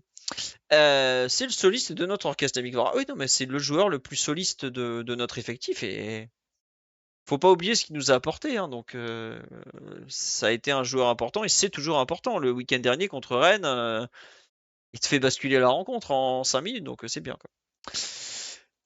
Le match de Mayulu devant, qui est quand même un peu particulier. Putain, 250 buts, ça là. Oh là là, il nous permettrait d'effacer une personne qu'on voudrait effacer côté PSG avec ça. Mais bref, c'est un autre débat. Qui veut évoquer le match de Mayulu? Blaise, Daryl ou Mathieu? Il y a donc 2, 3 ratés, je sais plus. Et Ouais, il y en a deux gros. ouais. Un troisième aussi, une frappe contrée, mais bon, l'occasion était moins nette. Mm. Mais oui, bah, Mayulu, match un petit peu compliqué. Lors de sa dernière partie, justement, j'avais évoqué ses grosses qualités dans la surface et son sens du but. Et bah, 4 jours après, malheureusement, c'est des qualités qu'il n'a pas montrées. Et ça nous a coûté assez cher.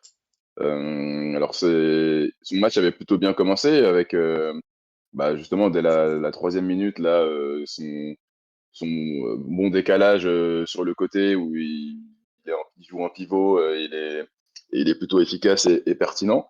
Mais après ça, bah, il y a malheureusement pas eu grand-chose de positif.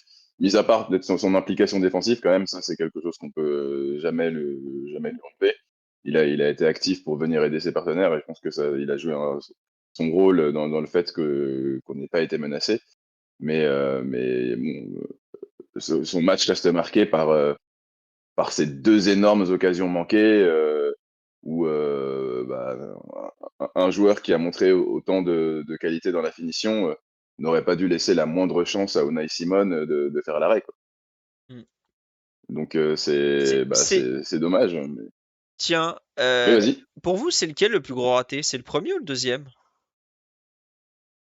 Le deuxième, il arrive lancé en face. Bah, après, sur le deuxième, il y a le fait qu'il est peut-être un peu surpris que le ballon lui arrive dessus.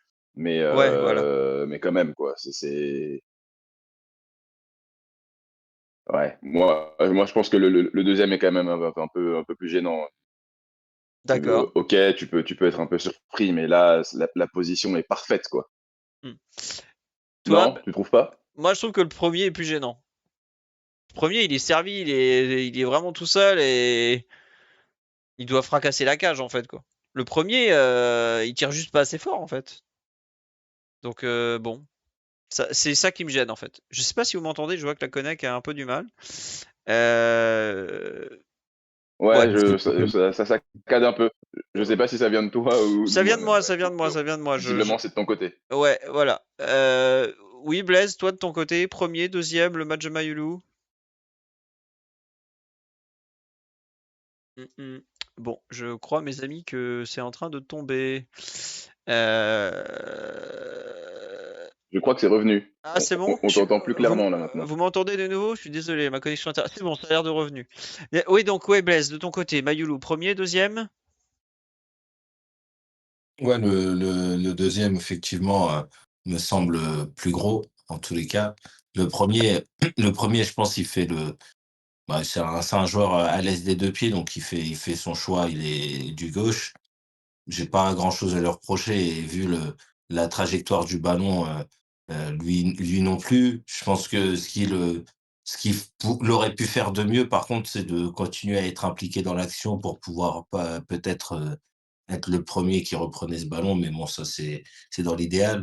Après, sur le deuxième, ouais, c'est effectivement, il y a il y a un vrai raté parce qu'il y a une précipitation et puis, bah, on voit que le ballon, l'arrêt, il a l'air impressionnant, mais le ballon, il y a du rebond, il est pas très fort, et effectivement, c'est peut-être, la surprise qui l'a amené à faire ce choix de frappe, mais ouais, ça reste un gros raté, on va dire, vu le positionnement et la qualité aussi du ballon donné par Kvara.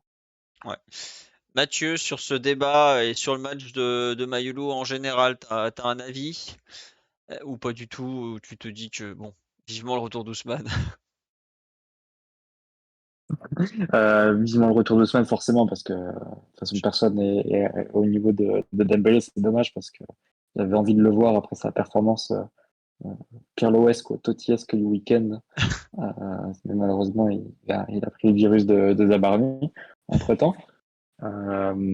Sur Mayolo, c'est vrai que ouais, c'est dommage forcément parce qu'on retient de son match les deux occasions ratées. J'ai pas forcément grand-chose à rajouter sur l'appréciation de la difficulté des deux.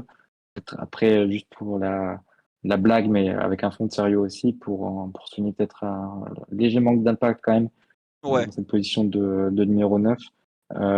Ou l'impact général, hein, je n'entends pas forcément au duel, mais aussi au duel parce que on avait été surpris à Leverkusen de le voir jouer des duels de la tête, je sais pas si vous vous souvenez, hmm, et d'en sortir même vainqueur.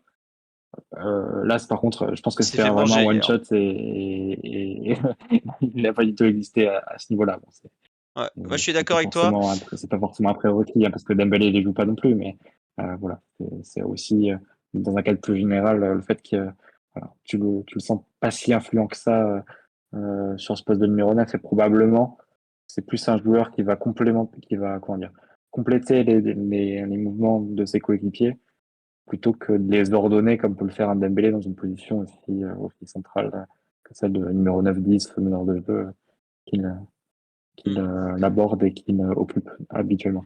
Ouais, et juste pour compléter ce que tu dis sur l'impact général, une personne sur le live disait ouais, il était tendre, et je trouve que ouais, c'est un peu le mot qui ressort hier.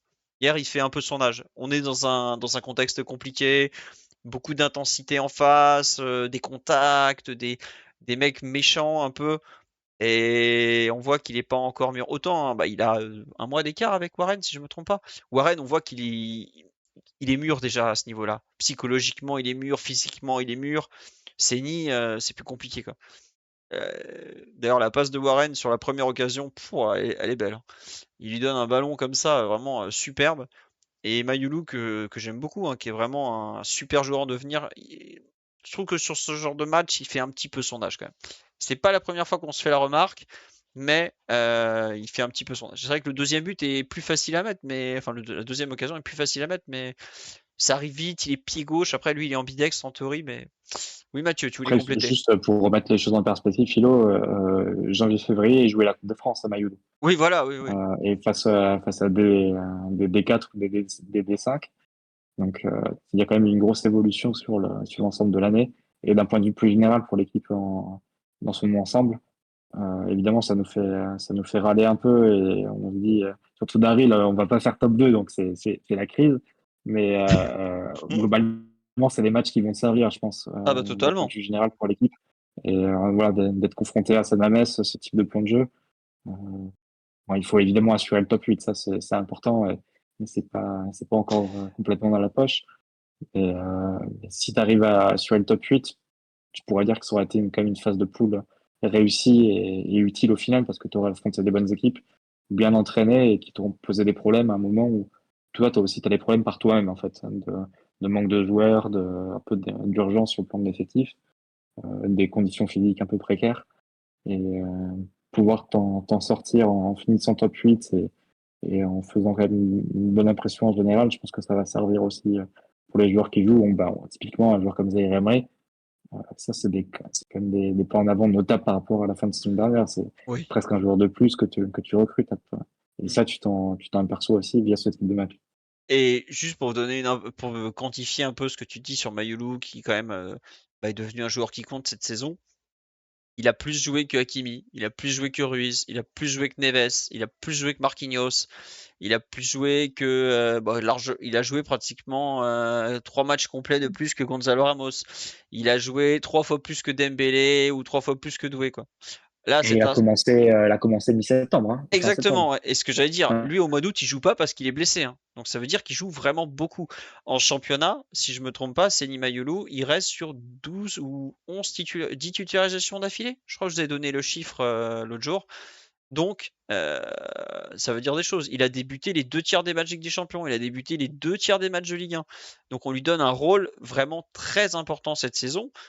Bon, il en est à 3 buts, 2 passes décisives, donc c'est pas voilà, en 1000 en gros, il est décisif toutes les 200 minutes, donc c'est pas extraordinaire, c'est pas dramatique non plus, sachant qu'il y a des moments il a joué arrière droit, mais ça commence à être un joueur qui pèse dans la rotation, quoi. La dernière fois qu'il n'a pas été titulaire en Ligue 1, c'était à Marseille le 22 septembre. Donc on parle de ça bientôt il y a 3 mois. Bon. C'est devenu un joueur qui compte, mais c'est vrai qu'en Ligue des Champions, bah, il touche peut-être aussi un peu ses limites et comme tu dis, Mathieu, il y a un an à peine, il était appelé en Coupe de France pour jouer des matchs pas très bandants, quoi. Des stades briochins, des Epali et tout ça. Donc, il faut quand même saluer sa progression qui est, dans l'ensemble, vraiment exceptionnelle. Est-ce que vous voulez dire un mot sur l'entrée de Désiré Doué, vu qu'on l'avait pas vu depuis un mois et demi, ou pas, ou on n'a rien à en dire? Il y a une passe Un peu moins bien extraordinaire. que la précédente rentrée lors de son précédent retour, mais bon, Ouais. faudra laisser un peu de temps. J'espère juste qu'il n'a pas précipité son retour. Il faut faire confiance à la fois à la compétence des préparateurs et des médecins du PSG et son éthique à lui, mais juste petite appréhension là, mais on sait que pour lui, ça va être 2026 de toute façon. C'est là où on va donner. Ouais, juste un truc, le dribble qui part en touche, l'hommage à Lee Kangin, il était pas obligé. Mais à part ça, on a apprécié. Non, mais ça faisait plaisir de le revoir, mais c'est vrai que visiblement, c'est Doué qui fait la passe pour l'action ratée de Barcola en une touche. C'est possible. Je pense qu'effectivement, il est impliqué puisqu'il y a un relais.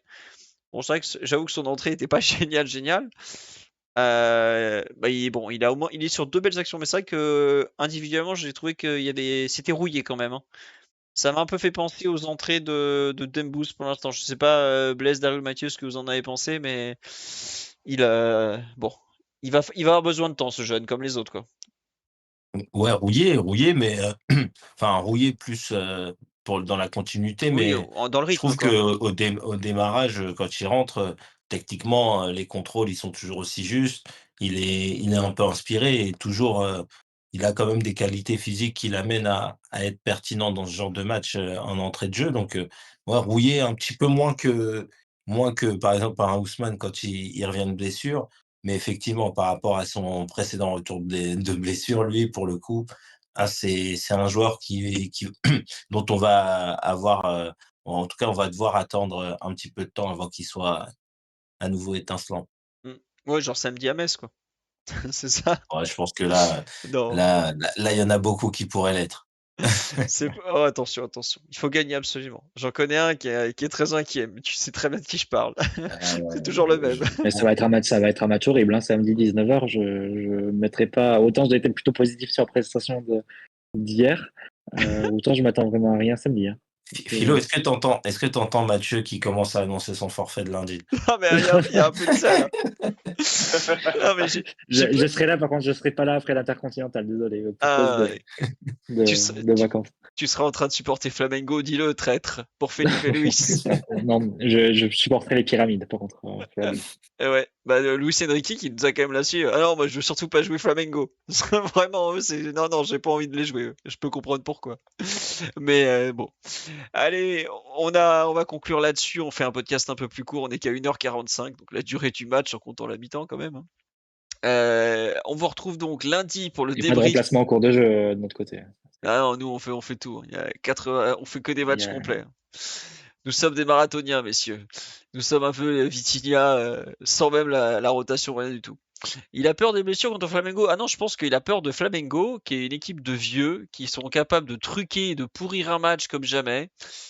Très bien organisé avec Luis Felipe, qui est un entraîneur qui a les idées claires. Et non, Flamengo, c'est un plan bourbier au possible sur un match. Ah, vraiment, je comprends très bien pourquoi il veut pas les jouer. Ils sont pas non plus excellents, mais alors qu'est-ce qu'ils peuvent être pénibles? Ils savent pourrir le match, ils savent pourrir le rythme, ils savent truquer un peu. Non, équipe ultra expérimentée. Vraiment. Alors après ça, qu'ils auraient joué 3 matchs en 7 jours, donc je pense que les vieux, il y a les articulations qui grincent. Mais non, enfin, je comprends très bien la déclaration de Luis Enrique à propos de Flamengo. Équipe très piège. Allez, sur ce, dans les subbers, j'avais remercié tout le monde. Merci à tous ceux qui ont acheté, que ce soit Merci Paris ou Rouge et Bleu. Alors, Rouge et Bleu est toujours introuvable à Fnac. On se plaint avec Damien régulièrement auprès de l'éditeur. Ils n'y arrivent pas, je sais pas. Bref. Il est dans les Cultura, il est sur Amazon si vous voulez l'acheter. Mais vous ne le trouverez pas à la Fnac visiblement pour une histoire de stock de je sais pas quoi. Non, Thiago Silva n'est pas à Flamengo. Thiago Silva est de Fluminense. C'est l'autre club de Rio, le fameux derby Fla-Flu entre Flamengo et Fluminense. Et lui, il n'est pas de Flamengo, il est de Fluminense, Thiago. Et d'ailleurs, je crois que j'avais lu comme quoi il allait peut-être revenir en Europe encore. Enfin bref. Ça, c'est une autre histoire. Qu'est-ce que je voulais vous dire? Oui, on se retrouve donc lundi soir en podcast, dès demain et tout le week-end sur le site comme toujours.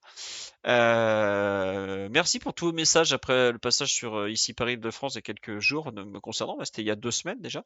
Mais en tout cas, j'ai eu plein de messages très gentils, donc ça m'a fait très plaisir. J'ai pas forcément eu le temps de remercier tout le monde, donc ça m'a énormément touché. Je vous remercie pour tous vos mots de remerciement, vos mots de félicitations à propos du site, de tout ça. Donc, tant que ça vous plaît et tant qu'on arrive à en vivre, on va continuer encore un peu.